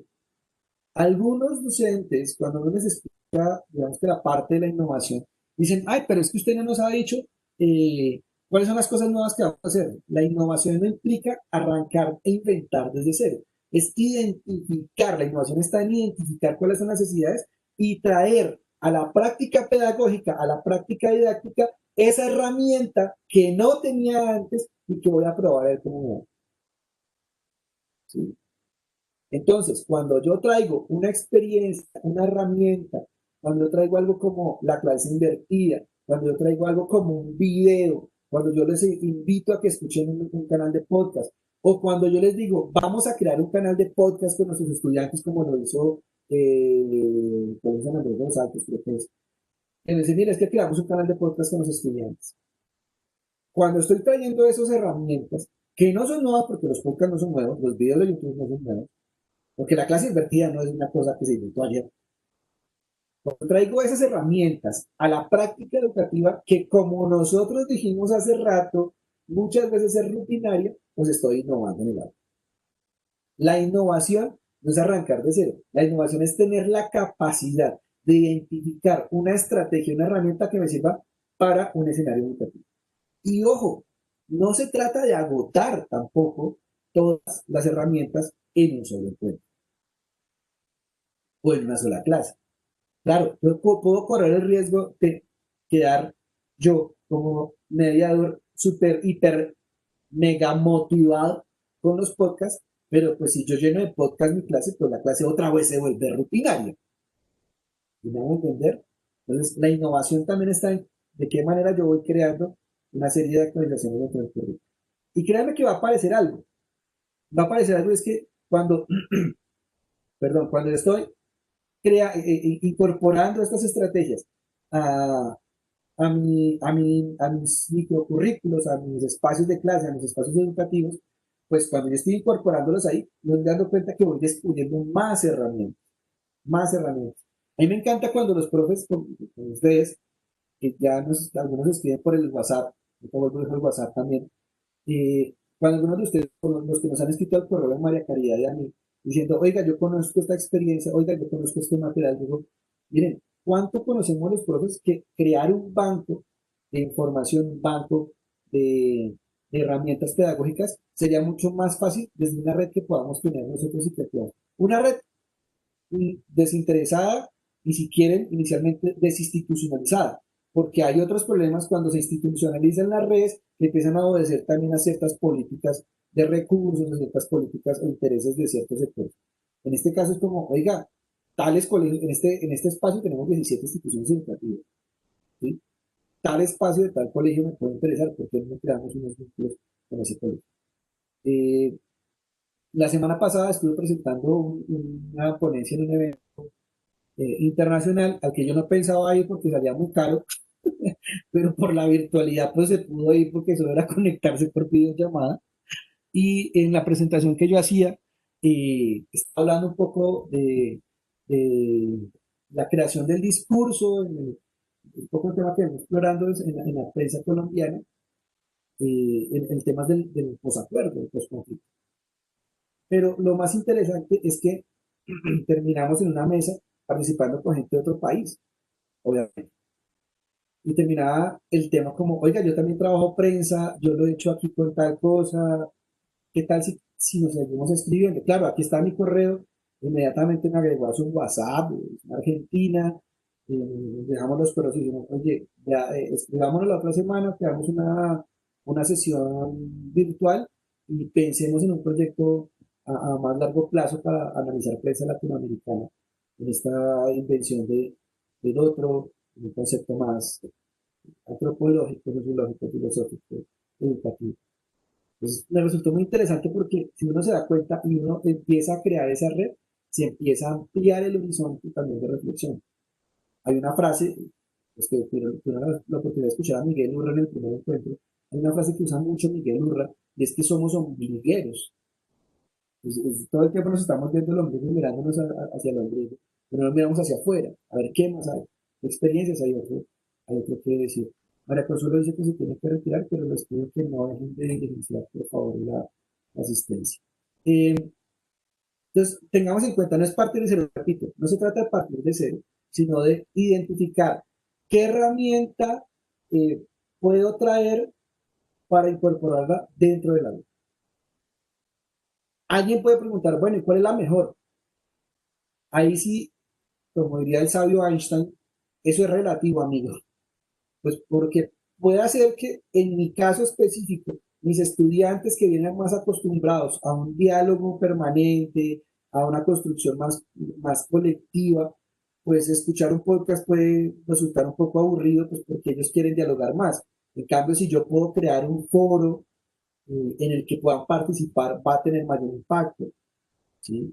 Si por ejemplo mis estudiantes son más del hacer cosas, pues ponerlos a hacer un paper un working paper para subirlo a algún lado y que la gente lo revise en un blog, en internet libre, pues no va a ser tan efectivo como cierta ley de profundización, por ejemplo, en comunicación, que les gusta el tema de la comunicación visual, que les gusta las páginas de internet. Entonces, cómo crear material, pues también va a depender mucho de qué necesidad tengo. Y dependiendo de la necesidad que yo tengo, pues voy escogiendo y voy rastreando.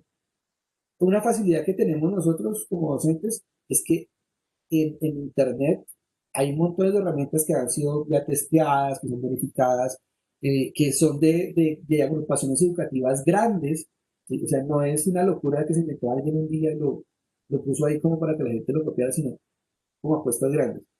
Y venden un montón de cosas. Esto que voy a decir no es ninguna propaganda ni nada. El temas educativos no les llegan muchas invitaciones. A mí me llegó una de algo que alguno conoce quizás, que es un tablero digital Tommy, pero me interesó más un dispositivo que ellos venden porque yo llevo el dispositivo, lo conecto a la luz y él inmediatamente me crea una red solo para el salón. El problema de la conectividad, quizás, que yo siempre he tenido en ciertas clases, que era una actividad virtual, pero mis estudiantes tienen dispositivo, pero no tienen conexión a internet. Puede hacer que explorando un poco de estas cosas que hay, yo, oiga, diría, pero ¿por qué el profesor tiene que poner la plata para eso? Los colegios deberían darlo. Yo estoy muy de acuerdo con eso.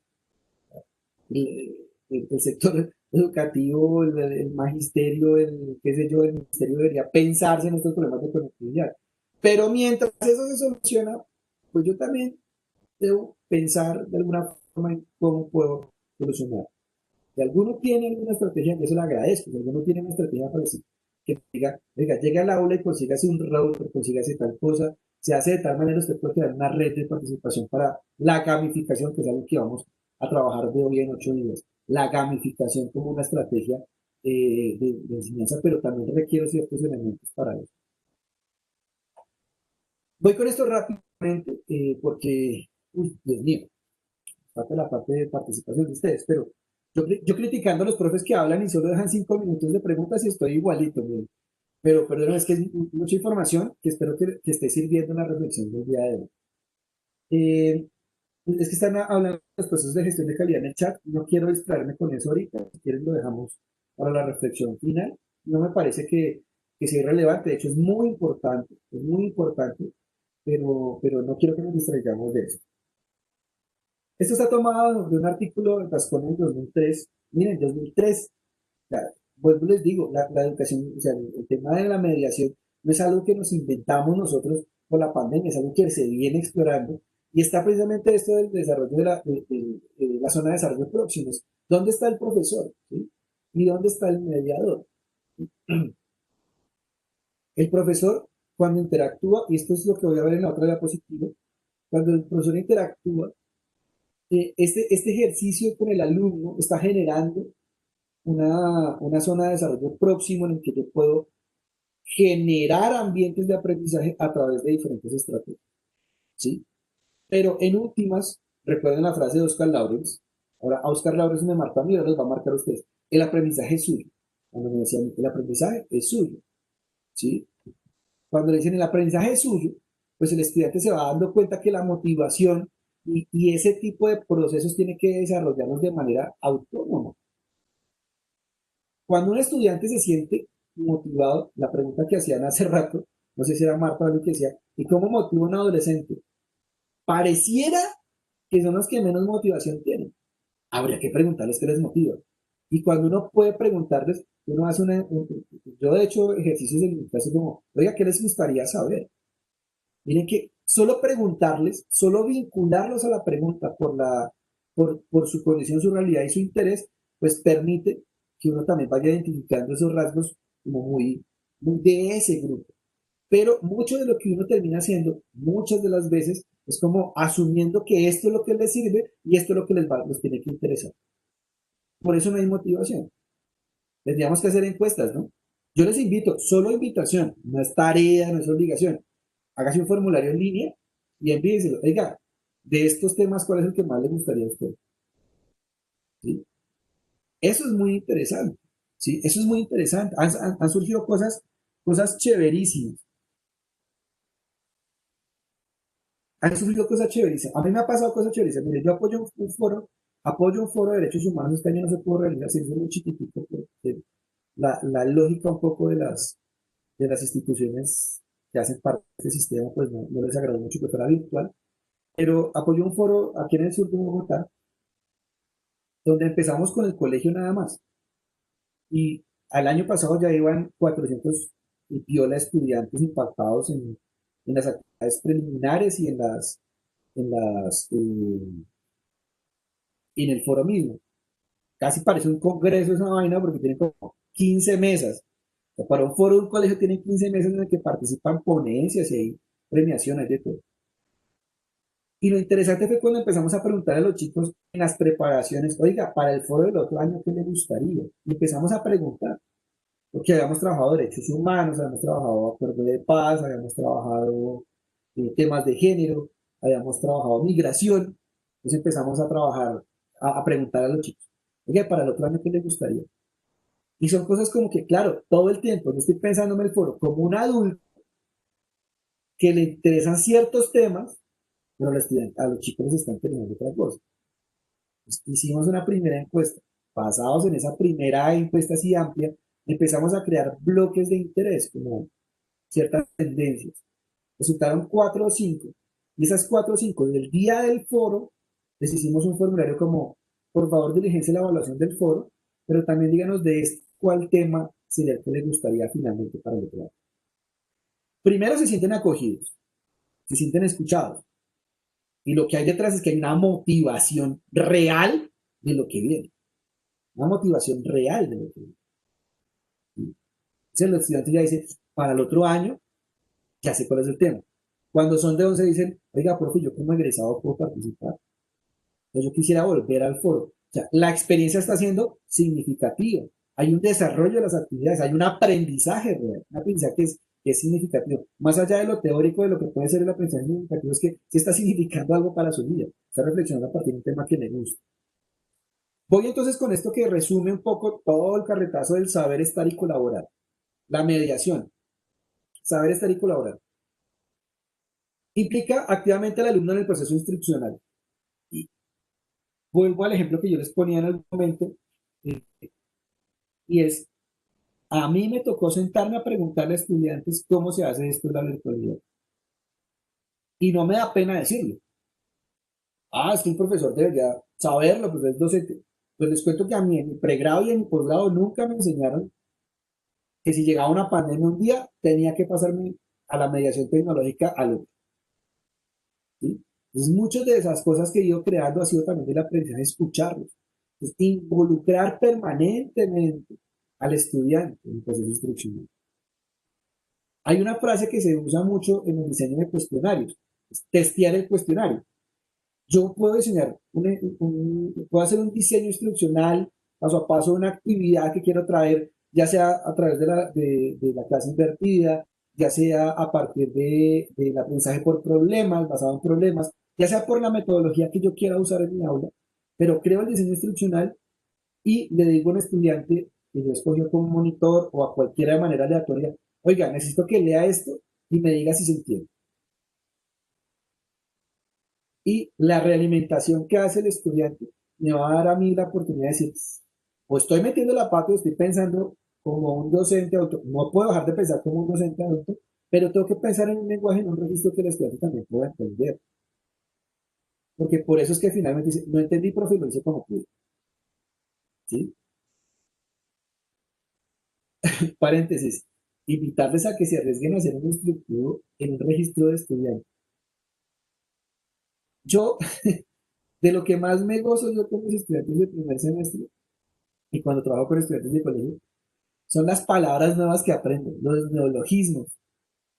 Y alguno dirá, pero es que ese lenguaje es divertísimo, porque cuando les pide que definen, está exigiendo, cuando dicen, voy a ponerles un ejemplo muy sencillo, lo que yo les dije la vez pasada de los lenguajes, hoy se lo repito, miren, cuando yo aprendí la palabra maquio, profesor, es muy maquio, está re maquio, maquio, ¿qué carajos es maquio? No, no lo vayas a buscar a la RAE porque la RAE es una institución, pues va a decir es algo propio de tal región y no te define mucho.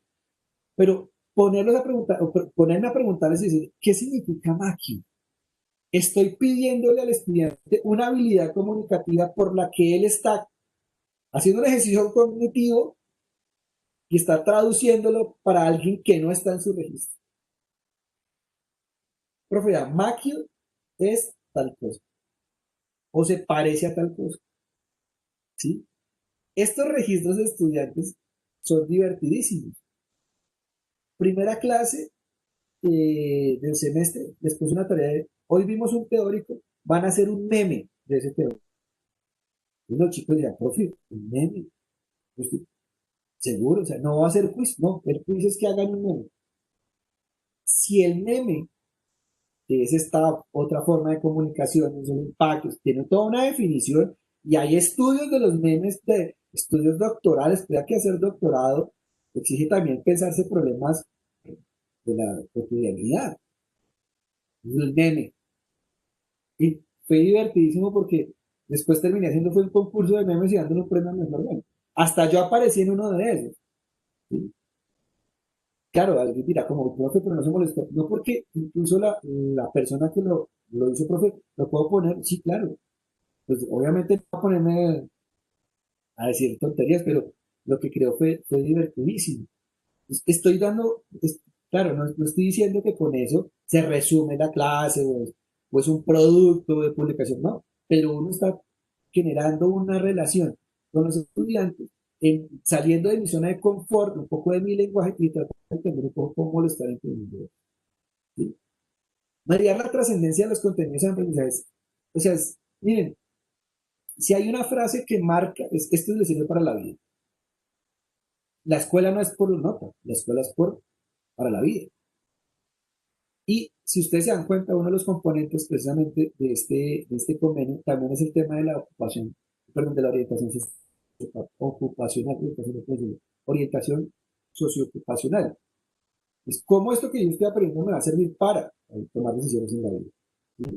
El aprendizaje debe ser trascendental, la trascendencia del aprendizaje. Y miren que muchas veces, y uno lo dice con toda tranquilidad, yo aprendí cosas que en su momento me sirvieron, pero muchas otras que me enseñaron a mí no me sirvieron para la vida. Quizás el profesor no lo hizo con mala intención, obviamente pues, estaba convencido de que eso me iba a servir, pero muchas de las cosas que me enseñaron en el colegio, ni para la vida, ni para... No, no estoy quejándome de mis profesores, lo hicieron con todo el amor y me enseñaron con todo el amor. Pero en ese momento, quizás hubiéramos pensado en que la mediación de ese aprendizaje me hubiera dicho, esto le va a servir para tal cosa. No todo tiene que estar hecho para servir para todo. Eso es claro, hay cosas que son propias del saber disciplinar, eso no lo podemos negar. Pero en la medida en que yo logro conectar eso con el aprendizaje para la vida, la trascendencia de lo que eso trasciende en su vida, pues realmente va a tener un impacto de mi manera de estar allí de hacer el acompañamiento. Vuelvo a advierto, no estoy negando que hay saberes disciplinares que tienen que enseñarse, porque como no es para la vida, no, nunca he dicho eso. El saber disciplinar tiene que aprenderse, pero junto al saber disciplinar, o integrado también al saber disciplinar, pues tiene que haber una orientación de, bueno, ¿y esto en qué momento, cómo lo voy a usar? ¿Sí? Y uno se puede preguntar cosas de ese estilo. Esto que estoy enseñando, ¿cómo lo puedo conectar y decirle, oiga, cuando usted esté en tal lugar, esto lo puedo aprovechar?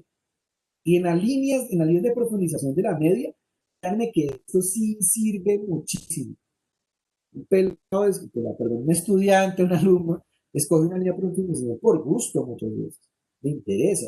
Es, claro, como le interesa, hay una motivación inicial, pero cuando yo estoy, también se traduce en que cuando yo estoy allí, estoy diciendo, esto que está aprendiendo va para tal lugar, para cuando se está haciendo tal proyecto.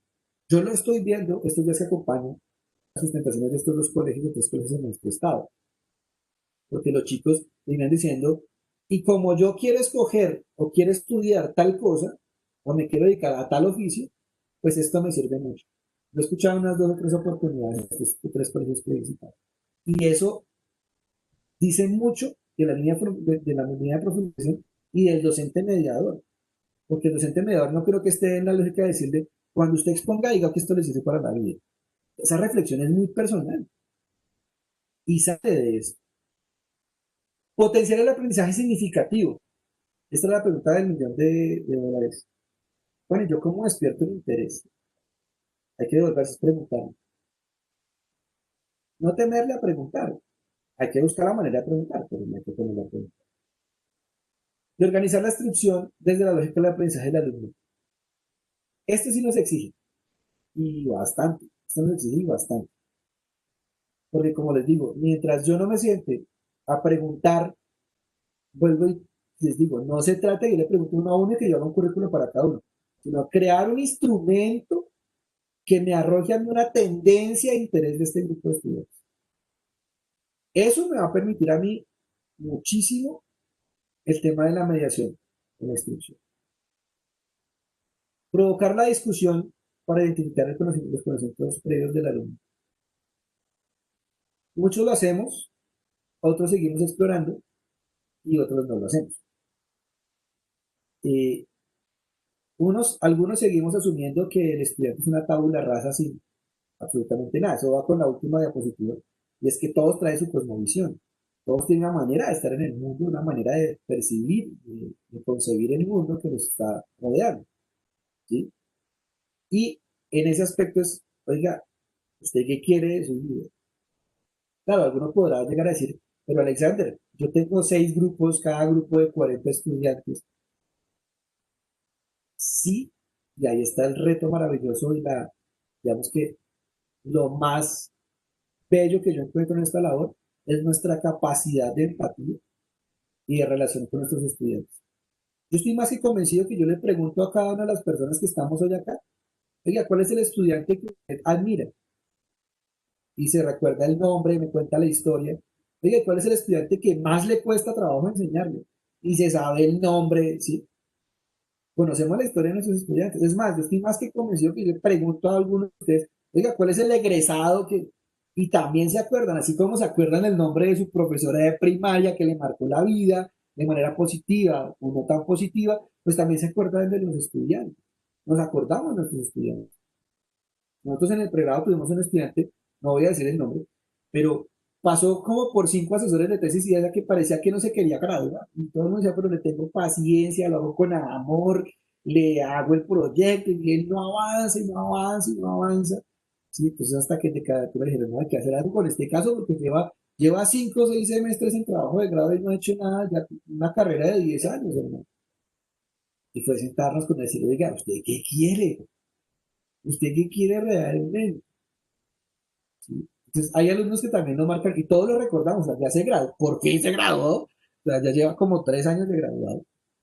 Y es muy bueno en su trabajo, en su trabajo profesional, consiguió trabajo rapidísimo, más rápido que otros compañeros, creo que salió súper preparado después de todos esos trabajos de grado.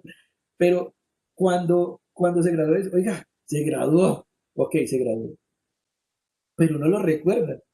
Sí, me recuerda como que yo también fui director de tesis, hasta un paciente uno. Y uno también tiene unos niveles de profesionalidad con los estudiantes que son muy importantes para este tipo de mediación.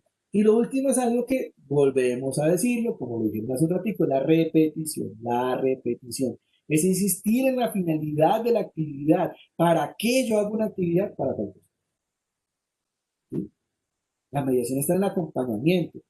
El docente, el rol del profesor no está en pararse y todo el tiempo estar hablando, como yo lo estoy haciendo hoy, en la más incoherente de las actitudes, pero en el aula es como hacer preguntas permanentes de hacia dónde quiere ir.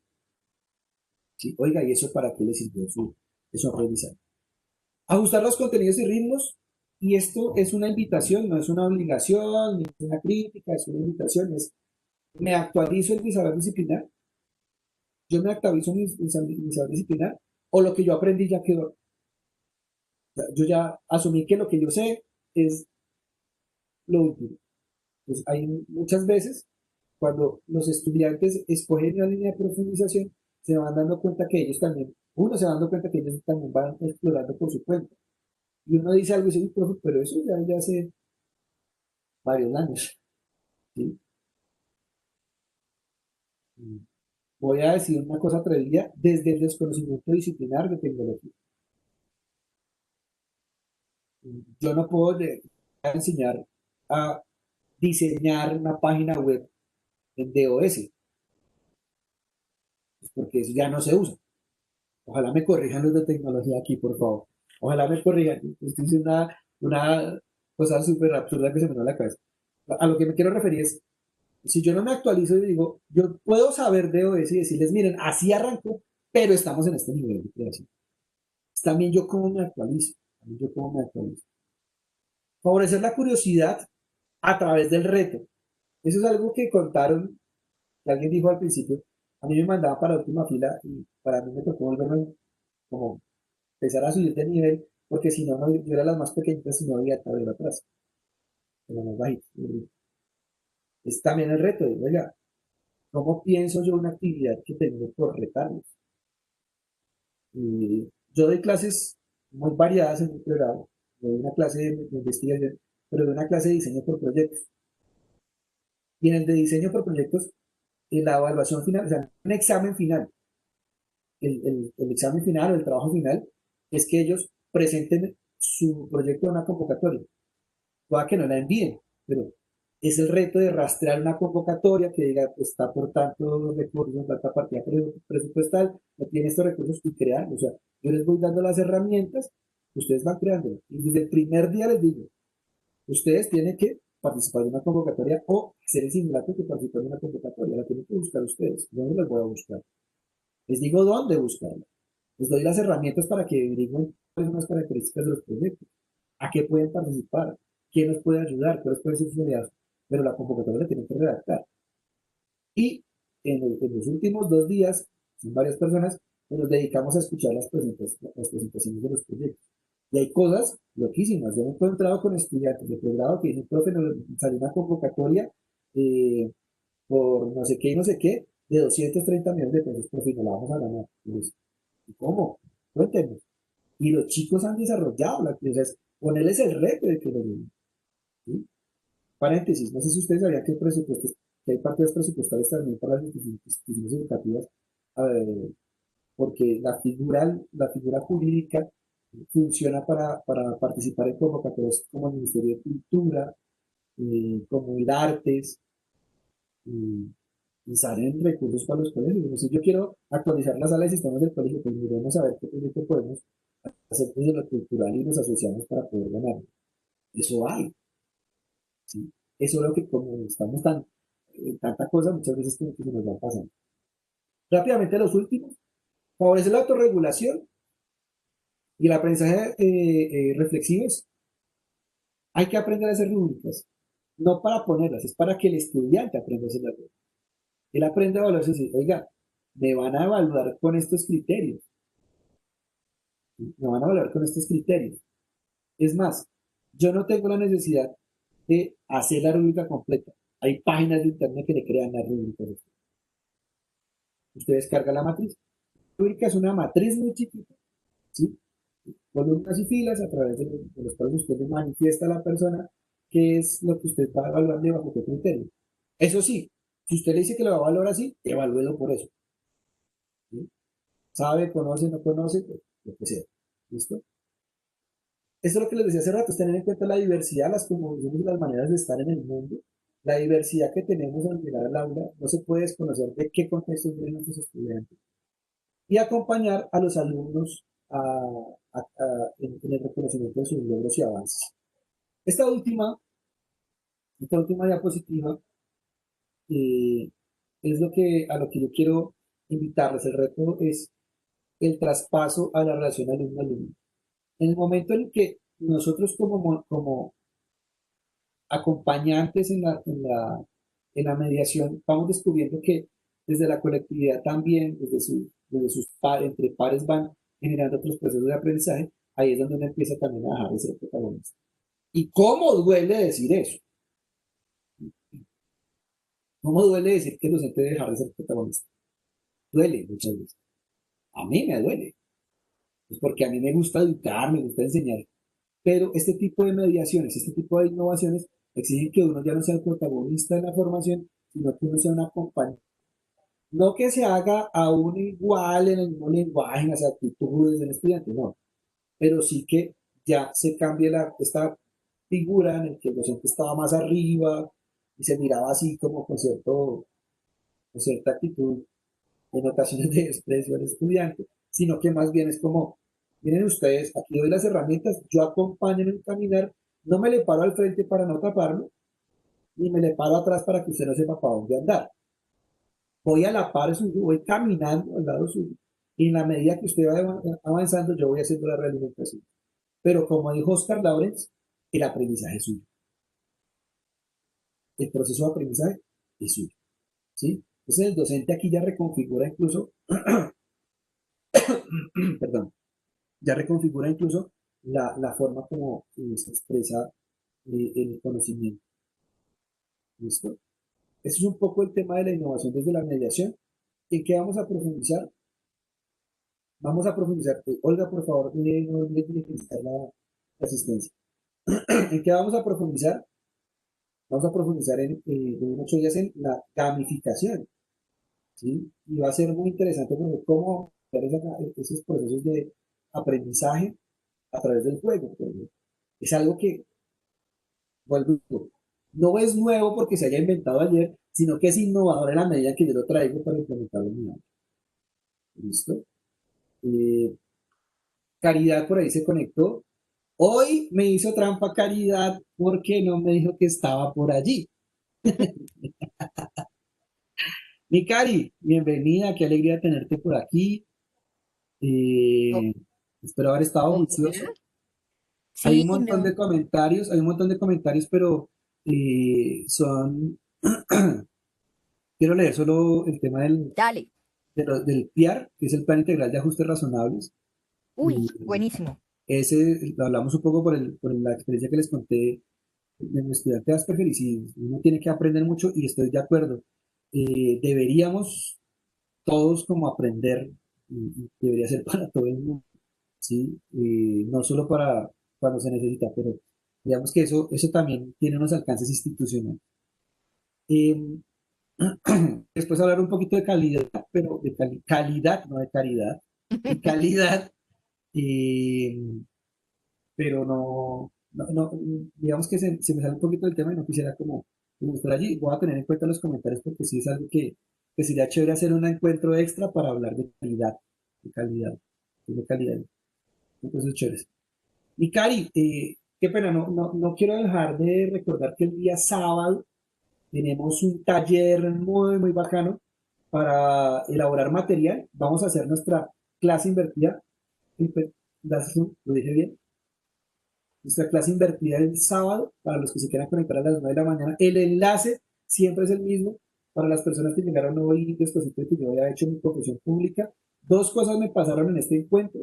Lo primero, que fue una metidísima de pata mía, y es que en el correo electrónico me quedó el correo enviado el viernes que lo hice para enviarlo, me quedó en la bandeja de salida y quedó la pestañita allá abajo y no terminé dando enviar por algún despiste mío y quedó allí. Por eso esta mañana cuando me decía, "Pero, Alex, que no ha llegado el enlace", yo, madre, ¿cómo así? Entonces me entré a verificar y si se me ha quedado sin enviar, estaba quedado. Me perdone por eso, realmente no sé, cosas que pasan. Y además de eso, hoy ando sin internet en casa, entonces estoy desde el celular dando internet al computador. Espero que no nos haya fallado mucho el internet hoy, y que nos haya ido bien, que nos haya caído tanto la señal. ¿Listo? Cari, Pues yo solo te quería robar unos minuticos para mi cuña publicitaria, como siempre. Y son dos invitaciones, espérense que se me está perdiendo la pantalla que quiero compartir. La primera invitación para los que no nos han, no, se, no nos han visitado a nuestra página de YouTube, ¿sí? Es una invitación para todos ustedes. Espérense un segundo, pongo acá en el chat el vínculo. En la página de YouTube ustedes van a encontrar todos los materiales, todos los videos que hemos desarrollado para los diferentes proyectos, para los diferentes componentes. Entonces, si por ejemplo quieren chismosear un poquito lo que se ha hecho con el componente 1, por ejemplo, ahí tenemos un par de videos.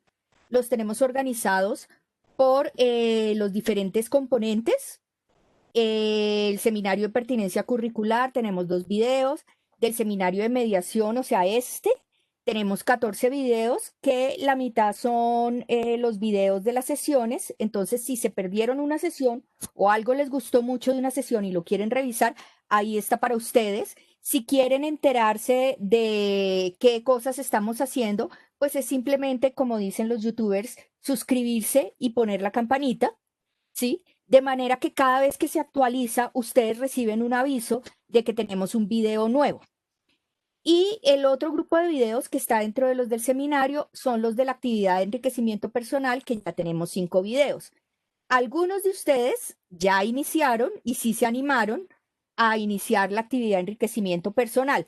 Quisiera que levantaran la manito aquellos que han iniciado la actividad de enriquecimiento personal. Esta es una actividad de aprendizaje autónomo diseñada para 2 cosas. Una, para plantearles a ustedes la importancia de que saquen un poquito de tiempo para ustedes mismos, porque es que si el cuidador no se cuida, ¿quién va a cuidar a los demás? Y ustedes son el cuidador.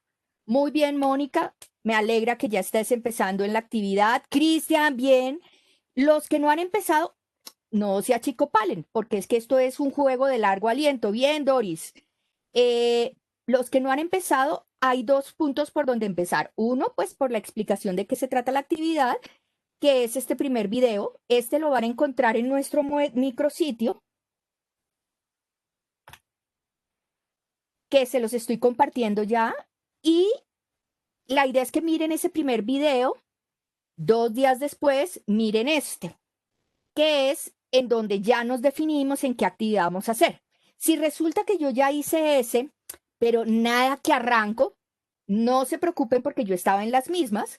Y entonces les hice un video más en donde hablamos de por qué nos cuesta trabajo empezar. Yo ya empecé, entonces, muy bien, María Victoria. Entonces, la idea es que aquellos que quieren, que ya saben, pero no se animan, o A o B o C, miren este video, a ver si con lo que vemos en este video nos animamos. Los que ya arrancaron, entonces lo que seguiría es mirar el tercer paso, que nos habla del registro, y el cuarto paso, que nos habla del manejo del desafío, los logros y los errores. La otra razón por la que estamos haciendo esta actividad es porque esta es una actividad que les va a permitir a ustedes, en carne propia, entender cómo funciona eso del aprendizaje autorregulado, los desafíos que enfrentan nuestros estudiantes o nosotros cuando nos enfrentamos a esa actividad. ¿Por qué me parece súper oportuno que lo hagamos? Por ejemplo, si usted quiere implementar elementos de aula invertida, el comprender qué es lo que pasa cuando uno está trabajando por sí mismo, con la ayuda de videos y materiales, pero por sí mismo, les va a permitir tener en su cabeza cosas claves para cuando hagan aula invertida, porque un muy alto porcentaje del trabajo en aula invertida se desarrolla de manera autónoma. Y también uno podría pensar que uno podría colocar esta actividad en el marco de gamificación. Entonces, por ejemplo, yo podría empezar a colocar incentivos, niveles para los que van llegando a ciertos momentos, ciertas cosas. Entonces, los de avanzada, los que están cuidando los costados, no sé, cosas que uno se puede inventar. Entonces, piensen que esta actividad que les sirve para ustedes para crecimiento personal, para cuidarse, para hacer algo que los gratifica, también les sirve como una actividad para sus estudiantes, porque uno la podría hacer con los estudiantes, pero también para comprender todo este proceso de autorregulación, de enriquecimiento, cómo es que ocurre en la mente de alguien y va a ocurrir en la mente de ustedes y eso les va a ayudar a entender la mente de sus estudiantes. Entonces, dos invitaciones. Anímense a hacer la actividad de enriquecimiento, es un espacio para ustedes. ¿Sí? 5 minutos diarios o 10 cada 2 días o cada 3 días 15 o una vez a la semana 40 minutos. ¿Sí? Hagan algo, empiecen, muévanse, que verán que eso los va a gratificar mucho. Y la segunda, es como dicen los youtubers, síganos en nuestro canal para que reciban los videos, no se les olvide suscribirse y darle a la campanita. Eso es. Pues muchísimas gracias, Cari. Sabemos que ya hay personas que deben retirarse, nos pasamos 5 minutos hoy. Gracias, María Vuelvo, Victoria. les dejo el enlace de asistencia, no se olviden de iniciar la asistencia. La próxima vez que entonces verifiquen que están entrando con su nombre para que cuando descarguemos también el registro del Cisco, que es el Cisco Webex, que es lo otro con lo que protejamos también esta asistencia, pues aparezca su nombre completo. Antes de retirarnos, sé que varios se tienen que retirar, no hay ningún problema, les agradecemos un montón haber estado hoy, gracias Cari, porque pudimos siempre Yo los dejo porque me toca prepararme. Los que vayan a ir al foro educativo, hay cosas muy chéveres. Ahí hay una conferencia sobre competencias, bueno, es un conversatorio sobre competencias del siglo XXI. Ahí estoy yo. Entonces, si se animan a ir, los esperamos. Pero si no, paralelo hay otra buenísima sobre inclusión y TICs. Se la recomiendo. Muy bien. Y quisiera, pues, voy a parar la grabación para que no nos quede con extensa en la memoria. Quisiera que las personas que de pronto se han ido quedando, que se puedan quedar.